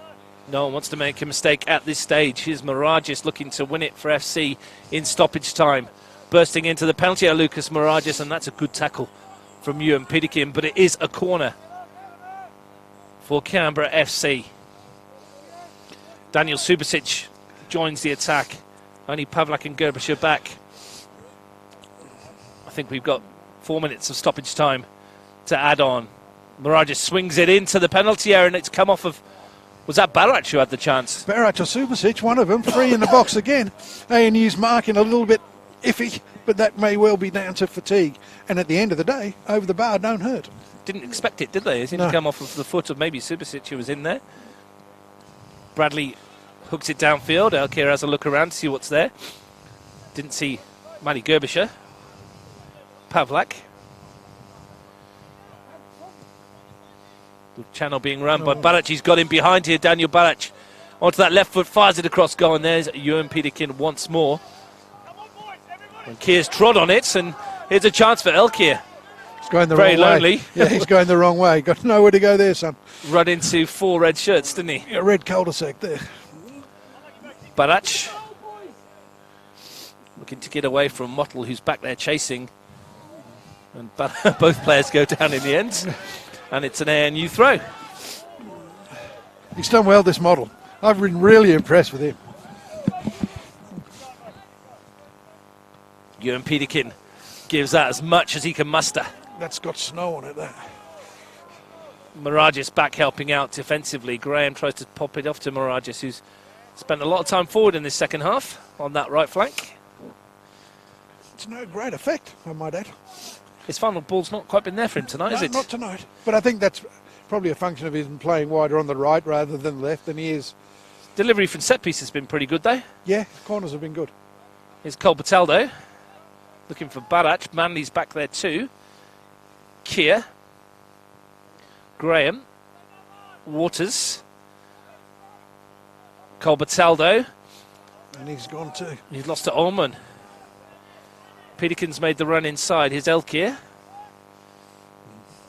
Couldn't turn away from his marker. Graham finds Corbett-Aldo. Barac looks to squeeze one through for Waters, and Peterkin's there as well. Had a good, strong game, ain't he? We mentioned him a lot defensively, and that's a ball forward from Manley. It's a decent one too for Rowan Peterkin to chase, and he's kept it in. Rowan Peterkin, only Elkir in front of him. Goes himself and tries to find Elkir. Oh. It almost fell for the forwards. Gerbischer finds Pavlak deep into stoppage time now. Alex Toomey's had a look at the watch once or twice. This has got to be FC's last chance, surely. Tigers FC waiting patiently to see who they will meet in the FFA Cup final to find Canberra's team for the round of 32 on the national stage. Will it be ANU? Will it be Canberra FC? Corbett-Aldo. We may need an extra half hour to find out. Ryan Keir. Graham. Just sitting a bit deep. Lifts it in towards the danger area. Jan Vojna clears it. Corbett-Aldo wins it back. Ugrinich. Water strike. Blocked by Vojna. Comes for Keir. It's too He big. just overhits it. And that is the last action of the half. And Steve Forshaw, we will go to extra time. And you cannot say that NUFC haven't deserved to take this one all the way. And in fact, they had a great chance to win it. They had a couple of chances to win it. The second half performance from ANU has been absolutely extraordinary. They've done themselves proud. They deserve to be going into extra time and still in this cup tie. FC, for all their possession, for all their prodding, for all their probing, haven't been able to find that opening that would see them through. And ANU, with a little bit more composure, a little bit more quality in the final third, they had 2 great opportunities to actually get a second. So as long as they can see out the 30 minutes, there's still a big chance they're well in this. We asked a question a long time ago now, Steve, about the fitness of these two sides and where they would sit come 70, 75 minutes. And the general school of thought was that the NPL one side would be the fitter side, but there's been nothing between them, has there? At this stage, no. I just sensed in the last 10 or 15 minutes ANU were getting a little ragged. But FC, if they are fitter than them, would have been able to take advantage and haven't been able to. So if ANU can see out this 30 minutes, I think they'll miss Chase Dean now with Chase Dean going off, because the young boy that come on, he's not quite got the same physical presence as Dean had. And that may in the end be the difference. He may well be the fresh legs at the other end that does make the difference if he can just get a toe on something. But at the moment, this is up for grabs from both teams. And ANU will be delighted with their performance. FC haven't done anything wrong, haven't played badly, but ANU have been excellent. They have been very, very good. You know, without harping on it, there's been one or two decisions that on another day might have seen a player off the park. Well, they've got another half hour to see it through, haven't they, to be Yeah. honest? Losing Chase Deans and losing Nelson Carey, though. Big losses. Big losses, because as you said, Steve, they're two players that wouldn't be out of place in NPL 1 anyway. Absolutely. Absolutely. I mean, there's one or two lads in this ANU team that, you know, I've been impressed with Motley, and I've said it more than once throughout the evening that he's looked the goods. Carey is exceptional, had a great game, but just run out of legs. He covered some territory playing in that holding role. Chase Deans was a constant threat. But losing those two in particular, Deans and Carey, out of a side that probably doesn't have the depth that FC has, makes it a lot harder. But you do go, Ullman's come on and done really well, so I don't suppose they've missed much there in terms of energy and enthusiasm, but the quality that Carey brings is the difference. And you, of course, already made two substitutes. They've got Liam Denver, a defender, Isaac Ellis, a midfielder, to come on, and Luca Uida hasn't made any changes yet. His bench, Nicky Yardrich, Marko Vrkic, Christian Pratazina, and young midfielder Mohamed Jansene. Not much in terms of forward threat there, but No. plenty of good quality youngsters that might be able to make a difference. And I think with sort of Pratzina on the bench, you can bring him on in a defensive role and push Moragas further forward. So there's enough flexibility there. But I think you get an extra sub, don't you, an extra time now. You can go to 4. So ANU have still got 2 they can use, and Luca Udor has still got all 4 of his. But all 4, you're almost putting on a different team. Yeah. Well, it looks like we're going to see some changes, I believe, because I see out of my corner of my eye, Jason Ugrinich and Ryan Keir walking to the changing rooms. Yeah, Nicky Jadrick's Which on. means Nicky Yadrich has come on for Ryan Keir, it would seem. And maybe Vrkic. Is he number 2? Yeah, Lolo Vrkic, Marko Vrkic on for Jason Ugrinich. So interesting substitutions, which will be a change, I would have thought, for Canberra FC in terms of formation a little bit, in terms of, not maybe formation, in terms of the personnel within that formation. Yeah. Yeah, it'd be interesting to see what they do now, because he may push Jadrick up closer to Barach. He may play Lolo there. Well, interesting that Ugrinich has gone off.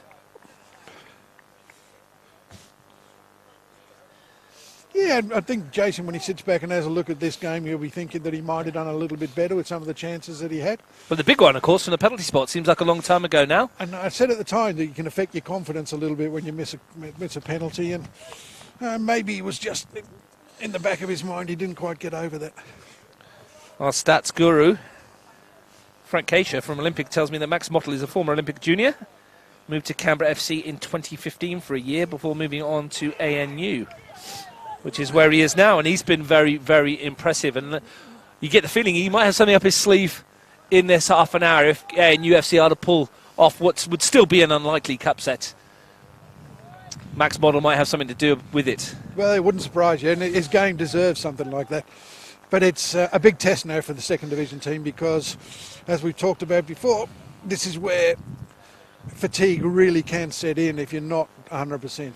It's a big test for me and you and Daniel on the camera as well, I think, to keep our extremities moving for the next half an hour. I've still got 2 toes that are working, so that's okay. Jesus. Chance then, 2 periods of 15 minutes of extra time before perhaps we go to penalties to settle this one. Early touch for Nicky Yardrich, who's come on. And Subasic sends it forwards. Keep an eye on how they've lined up for extra time. Yeah, it looks like Nicky Jadrick has gone into that Ugrinich role. And they've pushed, I think, Moragas into a more midfield role, I think. Manly. Plenty of blue shirts forward here. Rowan Peterkin. Elkier. Good feet from Elkier, but Waters was there to take it off his toes and earn the free kick. Generally what's happened in most of the games I've seen in extra time when it's cold like this, Steve, is that a team scores within about a minute. And you're wondering why they couldn't have done it 30 seconds ago. Yes, I know. I should be writing to the management if that happens. I hope they've booked the lights for a length of time here. FC on the front foot, starting the extra time. A couple of goals from Nick Abbott put Tigers FC into the final at the expense of Tuggeranong down a Greenway. So I'm sure Gabby Wilk and his troop are watching this, looking to see who they will be waiting for in the final. Congratulations to them. Their cracking season continues, still unbeaten. Yeah. In the Cup and in the league. Yeah, they're answering every challenge at the moment, aren't they? 5 wins and a draw. They went to Deakin Stadium on Sunday and they had opportunities to win that, but at the end of the day, I think they'd have been grateful for the draw. Yeah, both sides seem to be pretty happy with the points at the end of it. Yardrich sends it forward. Voyner's there. Clipped forward again by Ewan Piedikin. Nice touch that from Ullman to bring Manley into it. He's dropped deeper in the extra time, noticeably now the centre forward. Left Matt Gerbisher as a rather lonely figure. Good feet that from Ullman. Hope finds Manley. It's good football. They've opened up a gap here for Mottle. Oh, that's a poor ball. Asked too much of James Ghazi outside him. Yeah, that's the first foot he's put wrong, but it was a poor ball. Mottle with a throw. Or Ghazi with a throw, rather, to Mottle. Nope. Just has a pull back there, and Canberra FC might like the advantage there. Mirages and Yardrich. They go quick anyway. Corbett-Aldo switches to Waters. Looks to take on Crossley. That was the end. He scored the cracker that opened the scoring just before half-time. In the end, he's run into a wall of ANU shirts. Nick Hope sides it towards Piedikin, who's got the right side of Marko Verkic. Rowan Piedikin might line up for him here, and he tries his luck. Didn't get it off the ground, though. No pace behind it. No. Good run again, though, from Rowan Piedikin. He's a willing outlet for NUFC. When he runs straight and hard, doesn't he? Yeah, he's put in a hell of a shift for ANU tonight. He's been a constant threat down this left-hand side. They really haven't come to grips with him at all, and it's only been some of his decision-making in that second period that perhaps cost them a goal or two. You wonder how much he's got left in him. Has he got something? Waters ball forward, it's a good one. Bradley comes. He's been massively impressive as well, Jake Bradley. Dropped a little knee up there. So. Yeah, but he's been the star of the show for ANU in terms of, his keeping. Both Piedikins have been good, haven't they? Ewan at the back and Rowan at the front. Yeah, they have. But they've been good all round, haven't they? And look, absolutely. We're talking about ANU, and it's probably because they're the underdogs, but FC haven't played badly. That's been a great cup tie all round here, and then could have gone either way, and we're still looking for a winner. Here's Pavlak, looking to provide something into the area, fires it across goal, and there is Ewan Piedikin in the right place at the right time for his team. Corbett-Aldo, Graham, just trying to help it on to Mirages, and Ghazi looks like he's in trouble there as he's sent that away. Yeah, there's one. Yeah, he's put his hand up. I think he wants off. But there's just one or two of them now dragging in some big breaths. Good touch. What you don't want to see is them falling apart. No. And you just fancy that could happen if FC were to get the next one. It could blow out a little bit. But they certainly don't deserve to be on the end of a big score. And at the moment, they're not. They've been very, very good. Liam Denver is going to come on for ANU, and James Ghazi is the obvious one he has, hasn't he? Yeah. He's worked really hard, as they all have. It's been pretty impressive. Bar TV Sports on the weekend, live coverage from this very venue, Belconnen United versus Canberra United Academy in the Women's Premier League. Can Canberra United Academy stop the Belconnen juggernaut from moving on to yet another win? Haven't conceded a goal yet in the league in the women's competition. Belconnen, they're class above. Well, they are. I mean, they beat Monero 4-0 on the weekend, and I should imagine that Monero would have been delighted with the result, but they're just a different benchmark at the moment.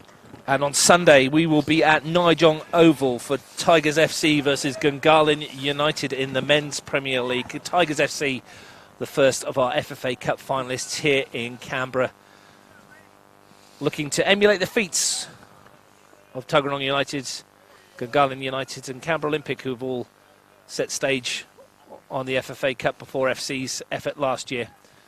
Winner tries to clear. And, only falls for Briadrich. Ewan Peterkin rescues the situation again. Nicely done by Hope. Don't overdo it though. Don't want to be overplaying in extra time when your players around you are tired. Crossley brings it forward. Gives it away to Vrkic. Ewan Peterkin thumps it forward, and it will be easily cleared up by Subasic. Pavlak brings it forward. Bit of space for him to work into now. Yeah, some tired ANU boys now. Manley's tracking him. Pavlak's beaten him the first time, but Manley's there to win the ball back. Ullman. Manley again. Pavlak's down in a heap in the corner. He stayed down as well. Oh, he's putting it out on purpose, was he? So, Ivan Pavlak's going to need some attention. Maybe he twisted something when he went down there. Stayed down in a heap and he hasn't moved much. No, he looks in a bit of difficulty, that's for sure. Maybe it is just a touch of cramp, but it could, on this surface, joint problems are prevalent. We've had some great nights in the FFA Cup in Canberra in the round of 32, Steve. You were in charge of Tuggeranong United when we went to Hobart and won over there on penalties, and then, of course, the famous nights against Melbourne Victory at Arundel. Yeah. Great memories. Gungahlin United pushed Sydney Olympic all the way for a 1-0 their defeat. Match, up at Gungahlin enclosed, and but we had and Canberra Olympic, of our course. very own Olympic making the semi-finals. What a fantastic run that was. Yeah, Surfers Paradise Apollo, Green Gully, Redlands United, all by the wayside before Sydney FC proved too strong in front of 5,500 at Arundel, and of course Canberra Olympic the following year were knocked out by, I think it was Sorrento in Perth in the round of 32. I can't remember. I mean, who knocked FC out last year? You know, my mind's gone blank. It was at Deakin Stadium. It was 4-1. It was Broadmeadow Magic, was it? Thank you, Daniel. It was indeed. It was indeed. We were there, yeah. We were. And Ian Graham missed a penalty. I'm sure he'll be glad of us reminding him. But some great nights, and I'm sure whoever it's going to be, if it's going to be Tigers FC, if it's going to be Canberra FC, if it's going to be ANU FC, one of these clubs will have a night to remember, whether in Canberra or further afield. Trip to Cairns this time of year would be nice, wouldn't it? Somewhere nice and warm. I know, it was cold in Hobart when we went there. Absolutely freezing in Hobart. Zach Munster's goal warmed everybody up of a Tuggeranong persuasion, and Harry Petit's penalty won it after Zach Munster's brother had missed his. Still hasn't landed that one. Spud will be very pleased that we brought that up. Graham sends it wide. This one might well go to a penalty shootout as well, of course. Yeah, other famous penalties, Angelo Constantinu. Oh, yeah, penalty for yeah. Canberra Olympic on a couple of occasions. With the baggy trousers on. Absolutely. That goalkeeping pants he keeps telling me. Yeah. Famous days and famous nights in Canberra football, and plenty more to come, no doubt. A lot to come here yet. This is not done by a long chalk. Pace of it's noticeably fallen off the wayside a little bit in extra time, as you would expect. Neither side wants to make the mistake that might cost them a place in the final. Long throw into the area. Come off Ewan Peterkin. Crossley's there. And Rowan Peterkin's chasing with Marko Vrkic. Throw to Canberra FC. Jadric. Good touch. Question as well, Steve, and we'll bring it up a little bit later. We'll have to have a think about it. Jason Ugrinch and Ryan Keir both going off. Both possibly would have been amongst the 5 penalty takers. Yeah, they would have been. For Canberra FC as well. So that might have an effect a little bit later down the track. Although with these young players on there doesn't seem to be any nerves amongst these younger generation. No. I think there's enough quality out there for them to find 5 penalty takers, surely. Mind you, I said that about the A-League semi-final, and I think there was 5 in a row missed. Here's Verkic, looking to make that point redundant. He might well. Here's a chance for Yardrich in the area, and he couldn't get a touch on it. And it bounced up for Jake Bradley. And the man in the pink beanie stands firm again. Could it be his night? He's already saved one penalty. Well, you never know. He's looked almost unbeatable. Everything's gone his way so far, hasn't it? Well, he's worked for it, but he's earned it. But certainly, when he's had to make saves, he's done it, hasn't he? And that's what he's there for. Verkic looks to put Barac down the channel. Ewan Peterkin is his shadow and slides in for the challenge and does well again. The defender, he's conceded the corner. Oh, I don't think he did. I think it came off of Barac from where we were. Anyway, on such moments, we're going to see Mohamed Yansane in a moment. Saw him play with the 20s against Bill Connor and did really well. Looked a very, very decent young player. I did mention a long time ago that nights like this are made for players you might not have heard of too much of. Yep. We're going to possibly see him in a moment. Wonder who he's going to come on for. In the meantime, Lucas Mirages is going to look to swing this set piece in again. Can he pick out a red head? Swung into a danger, and Ewan Peterkin. How many times have we said that tonight? He's been like a wall, hasn't he? Yeah, it might come for... There he is again, getting a foot in, and there's a strike from distance, and it's not a bad effort, and it grazed the outside of the post with Bradley struggling across goal. Matt Waters didn't quite get the venom he hit of the first one, but the accuracy was great. It was a great effort, and I think Bradley might have just had it covered, but only just if he did. But I suspect that Pavlak might be the next change. Good win from Gerbischer. Goes the wrong way for him as far as he's concerned. Elkier. Ullman. When the ball was outside, wasn't it? Yes. Wasn't Bottle, didn't see it. And immediately the break is on for Mirages. Look, takes on Liam Denver. And a good challenge that as well from Nick Hope, the midfielder. The only one of the midfield three that started the game that's still on the park. Still giving it 100%. Yardrich finds Corbett-Aldo. Graham. Good ball wide to Matt Waters. Bit of space for him to maybe pick across. Takes a deflection. Graham's there. Pulls it back, but it's picked off by Ullman, and he stepped away here. It's a very lonely figure, but that's a nice little change of direction as well. And he's away here, and he tries to find Elkier, and it's come off of Daniel Subasic. Howls for handball from those on the blue bench.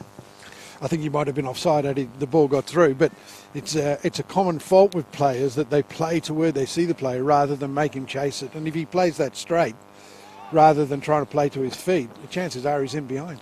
Graham tries to put Waters in behind. Minute to go till half-time. We'll have a couple of minutes of stoppage time, you'd imagine, at the end of this first half of extra time. Bradley thumps it forward. Good win from Rowan Peterkin under pressure from Verkic.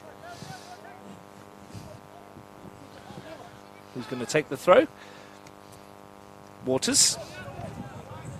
A little knee in the back there, he claims. Yeah, but it... Nothing untoward, though, from what we can see. Crossley wants to get on with the game. Ullman goes again. And Ian Graham hoiks that one into the night sky. There's Ewan Peterkin. This time it only falls for Yardrich. Now Barac have to do it all on his own, though, and Peterkin's back to get close to him. And there's Manley doing some defensive work. Some walkers now, though, as the boys get tired on a cold and frosty Wednesday evening. Marko Verkic has got a reasonable long throw. Will he use it or will he go short? Picks out Yardrich. Barac to Waters. Mirages wants it on the far post and tried to peel away from Liam Denver, but the substitute sees him off. Yeah, too easy. Not quite got the physical presence for that kind of encounter, Lucas Mirages. Plenty of other attributes to his game, though. Not least of which we've seen is his set-piece delivery tonight. Jake Bradley sends it down the park into stoppage time at the end of the first half of extra time. Corbett-Aldo looks for Barac, and if he can spin away here, Ewan Peterkin was there to stop it. Waters Runs into Hope. Allman's there too. Graham picks his way through the battlefield. Allman's back. Outrageous step over. Still going. Nicely done from the substitute, but Pavlak's there. Chance to deliver this. If you can get it onto that left foot into the penalty area, but he's run into trouble. And Mottle can bring it away. And that is half-time in extra time, and still we await a breakthrough. It's 1-1 still. Matty Waters' goal cancelled out by Rowan Peterkin's equaliser, and Steve, that the half of extra time didn't quite have the snap and the buzz of the previous 90, as you would expect, but, you know, where are we at, in your opinion? Well, I think we're at what the scoreline suggests we're at, that it's a very even game. This can still go either way. Both sides are looking a little tired now. Excuse me. Both sides have still got one or two subs up their sleeve if they want to freshen things up. You know, at the start of the game, I'd have suggested if it goes to extra time that FC would probably run away with it, and they may still do, but certainly ANU have given as much as they've taken, and I've been really impressed with the NPL 2 side tonight. They've done extremely well, and it only takes a mistake and they're in the final. If you're Jim Dawson right now, are you telling your side to, you know, carry on with what you're doing, or do you take a little bit more of a conservative approach now and go, look boys, we're 15 minutes away from a penalty shootout here, and that could go either way? Yeah, I suspect that when you're that close to the action like Jim is, that you're actually, and you're only 15 minutes away, you just don't want to lose. But the best thing that they can do is just keep doing what that's got them into this position in the first place. Keep working hard, keep the shape, keep focused. One of the things that they've fallen into at the moment is that individuals, they've got tired of wanting too many touches, they want to run with the ball and they're getting caught in possession, so they want to just let the ball do the work for them for 15 minutes. And they might get something out of it, they might not. If it finishes 1-1, they go to penalties, it's a lottery. 15 minutes between us and that lottery. Can one of these sides find a way through to the final to meet Tigers FC, who have put paid to Tuggeranong United's hopes this evening with a 2-0 win at Greenway? Nick Abbott, the match winner, with a couple of goals down there. Here's Mirages right at the start of extra time. Balach is there, and a good piece of defending from Nick Hope to deny Daniel Balach, who had his eyes set on goal. Matty Gerbisher wants to get on with it. You probably heard him off camera there. He doesn't want to settle for penalties. But that's the sort of effort that Hope gets that block in there. That's the sort of thing that the ANU players have been doing all night. When they've needed a scramble, they've had it. When they've needed a block, they've got it. They need to defend this. Here's Mirages into a dangerous position, and once again, Andrew Manley on this occasion, the player in the way. But they're tired now. 14 more minutes of this and they'll be okay, Steve. They're really tired. They're not picking up the runners here for the short corners, and it's 2 against 1. People are just really switching off. Here they go again. Mirages into the box. Nice little change of direction, but perhaps a little too tricky. Quick feet got him past, but just overdid it. Again, maybe it's just a sign of tiredness, a little bit of inexperience, because 2 against 1, he's got an opportunity to put some quality into the box from a good position, and he hasn't taken it twice. Bit of tiredness in the commentary box as well, mate. I feel like we've been here for a long time. Jake Bradley, who seems fully recovered from that knock to the back. Hefty shunt down the field again. Flick on by Hope in the middle of the park, but Rowan Peterkin couldn't pick it up. Crossley just sees it out of play. Happy to get his team on the front foot if he can. Not by doing that, and from the throw he won't. Well, certainly you would say with the speed that they took that throw, and got the game started again, that they're going to just keep going and doing what they're doing. And credit to them for doing so, and here they come, the NPL 2 sides with Mottle, who's been a star performer. Tried to squeeze it through to Elkier. He's battling away there. And he gives away the free kick to Matty Gerbisher, who goes short. Pavlak wasn't ready for that, though, I don't think. And he's struggling a bit anyway, I think. Manley got in the way. I'm surprised we haven't seen the change that looked like it was going to be made a few moments ago. That one's almost yours, Steve. Ooh, I'm up. Mohamed Yansane. And I think you're right, Steve. I think Ivan Pavlak has done his dash. And it'll be the young midfielder Mohamed Yansane, who's going to come on for him. I think the ink in my pen's frozen. Can't write anything else down. The number 18. So Mohamed Yansane gets a cup debut. Yeah, good luck to the boy. Young midfielder comes on for Ivan Pavlak. Come a long way in a few weeks because he was on the bench for the 20s against Bill Conlon, and now he's in the first grade in a semi-final of a cup. A few youngsters out there now. Here's Balach bursting into the penalty area, fires it across goal, and here's the first touch for Yansane. In fact, it's not. He's left it for Verkic, and it's a good ball in as well. And Balach was probably offside, so left it. Good ball in from Waters. Corbett-Aldo lining one up from range and dipping and swerving and scoring! An absolute belter from Daniel Corbett-Aldo. We've said he's the man for the big occasion. He doesn't mind a goal on the big occasion. He's pulled one out of the hat again. This is typical Daniel Corbett-Aldo, is it not? I mean, as soon as it left his boot, it looked like it was going in. Bradley has been beaten by two absolute screamers tonight. And I'll tell you something else. That's the only way they were going to beat him. But what a goal. What a goal. Worthy of winning the game. Absolute cracker from Daniel Corbett-Aldo. Time and time again on the big stage, the midfielder steps up. And when Canberra FC acquired him in the summer from Canberra Olympic, it was for moments like that in games such as this. Yeah, and he's put them a long way down the track to being in the final and defending the trophy that they won with such dignity and class last year. We saw a new response before. Can they do it again? Yeah, have they got something up their sleeve again? Good win that from Waters. Denver. Voina.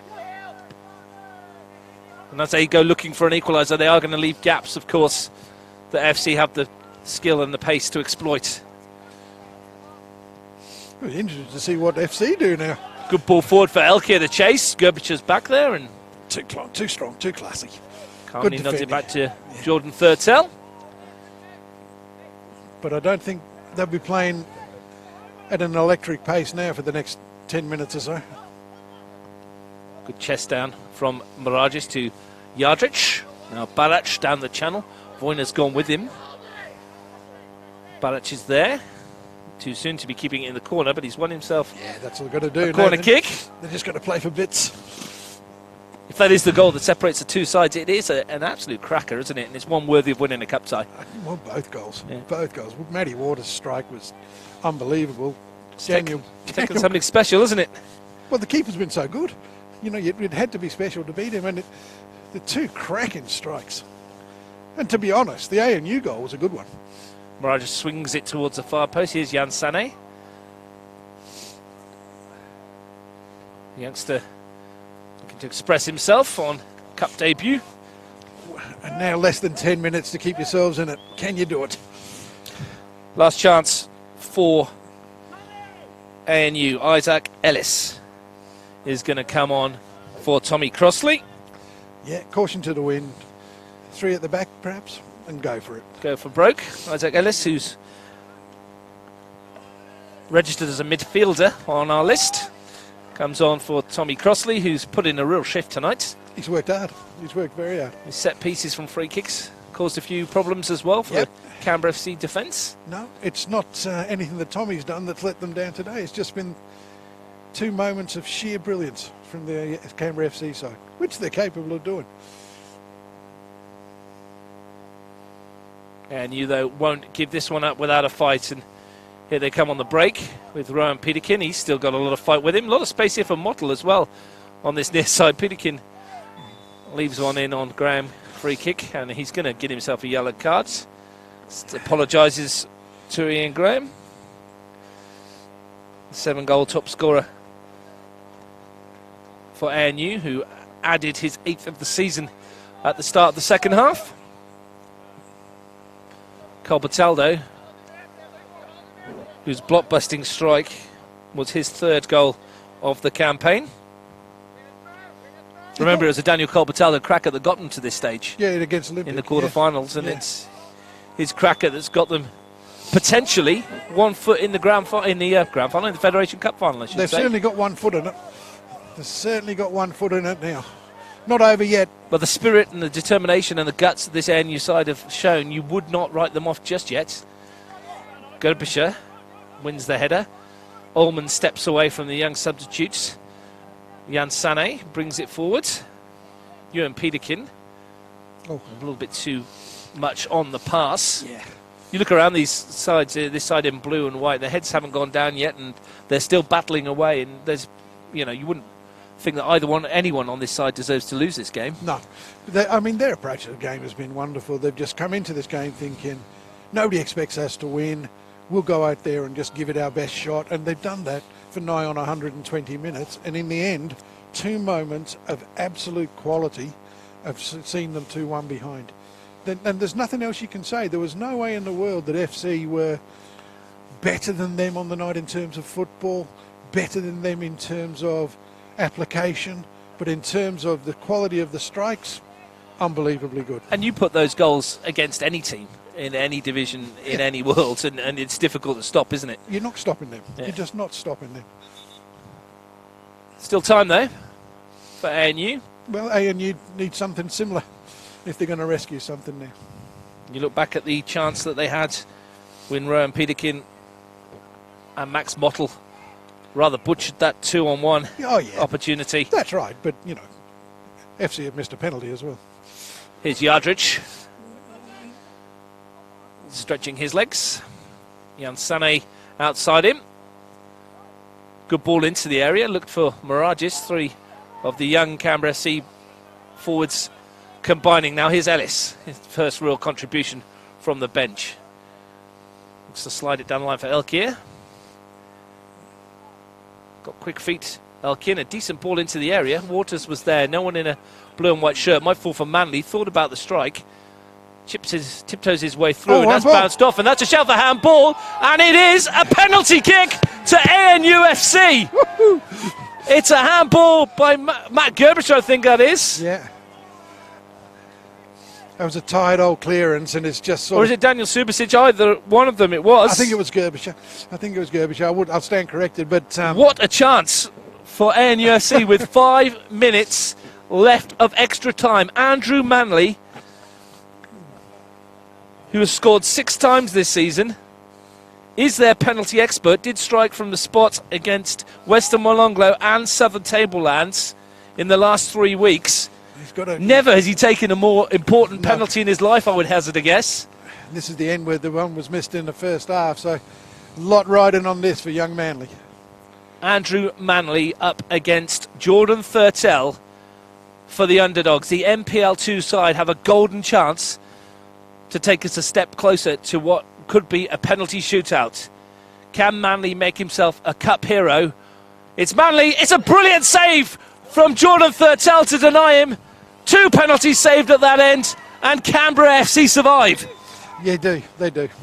And again, Thurtell has to take the credit, but it wasn't the best penalty. It was a good height for keepers, and you don't expect keepers to save penalties, but he was favourite for that one. He underhit it, sort of, didn't he?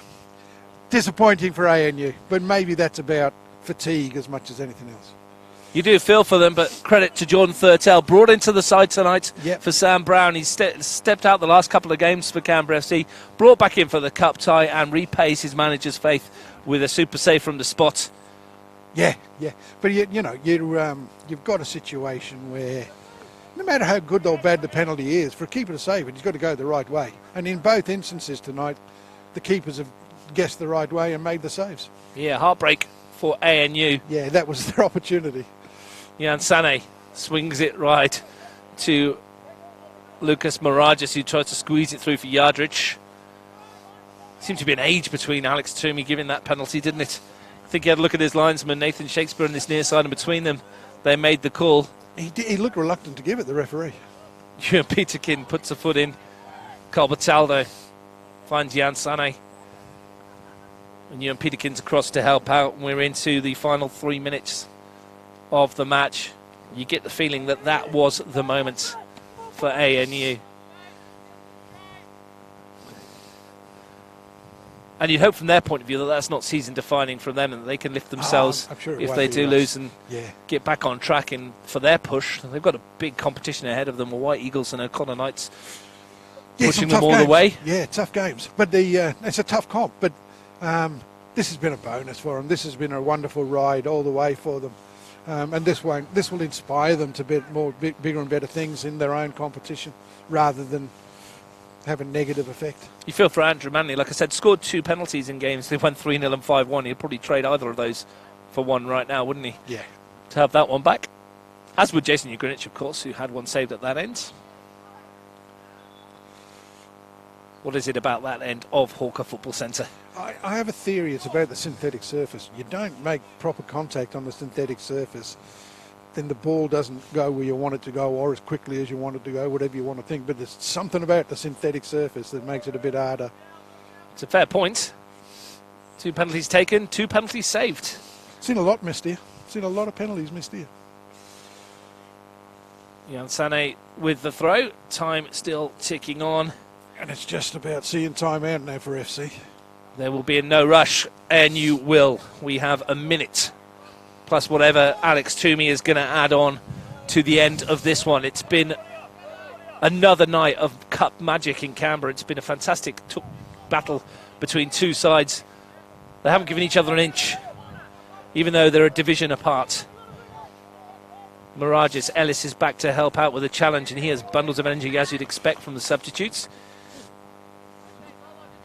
Yardrich finds Mirages, and that's another corner.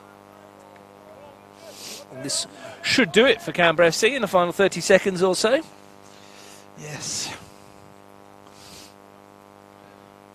There will be in no real rush to get this into the danger area, if at all. Daniel Balic will hold it up. It's going to break from Mottle. Final 20 seconds. Needs to get it forward and fast. Well done that from Lucas Mirages. And he's won his side a free kick, and that is experience beyond his years from the youngster. And that's going to take us into stoppage time at the end of extra time. And it looks like the Premier League side, the cup holders, are going to survive this one. By the skin of their teeth. Denver slices it, bounces off the ref. Mirages is there. Corbett-Aldo, who's the match winner at the moment. Looks like his goal, as special as it was, is going to be the one that sends Canberra FC to the Federation Cup final again. Love this competition, Canberra FC. Oh. Corbett-Aldo again. Good win by Hope. Now Mottle. Only 2 ANU shirts ahead of him. Still there, Mottle. Sends it forward, looking for Elk here, and it's a race on between him and Gerbisher, and Thurtell has it under control. Minute of extra time, a minute of added time at the end of extra time has been played. Voyner has got to send this straight back from where it came. Peterkin does just that. And Alex Toomey brings an end to what has been one of the best cup ties I can remember seeing in Canberra for many a year, Steve. It's a shame that one side had to lose, and it's a shame that one side had to lose in the fashion that they've missed a penalty to get them back in it. But missed penalty from two sides, 3 fantastic goals, and a game winner that, quite honestly, is one of the best goals we've seen for a long time. Yeah. A fantastic evening out at football, and this is really what the FFA Cup's all about. Seeing 2 teams going at it, hammer and tong, quality finishes from both sides, 2 missed penalties, fierce tackling, and the bravest performance you'll see from an ANU side that were, everybody's second favourites in this game, and they've come out and given a really good account of themselves, and full credit to them. In the end, bit of class, bit of quality, little bit of first grade experience, NPL 1 experience has seen FC through. The defending champions move on to defend their trophy in the next round in the final. Thanks for your company again, Steve. We're off to warm up. It's been a night of cup magic again. It's been one of those evenings where the match has been phenomenal from start to finish. Jason Ugrinich missed penalty early on, saved by Jake Bradley, who was in phenomenal form in goal for ANU. A great goal from Matt Waters just before half-time per FC in command, and we thought that perhaps they'd kick on from there, but it only took a minute in the second half for Rowan Peterkin to bring ANU level. Extra time brought a wonder strike. Daniel Corbett-Aldo winning the game ultimately with a belting effort that went in off the post. Andrew Manley had the chance to send it to penalties, but his spot kick was saved by Jordan Thurtell, who was the hero at the other end for Canberra FC. It's had everything you could want from a cup night under the lights at Hawker. The final score is finished ANU FC 1, Canberra FC 2. Canberra FC into the final of the Federation Cup again.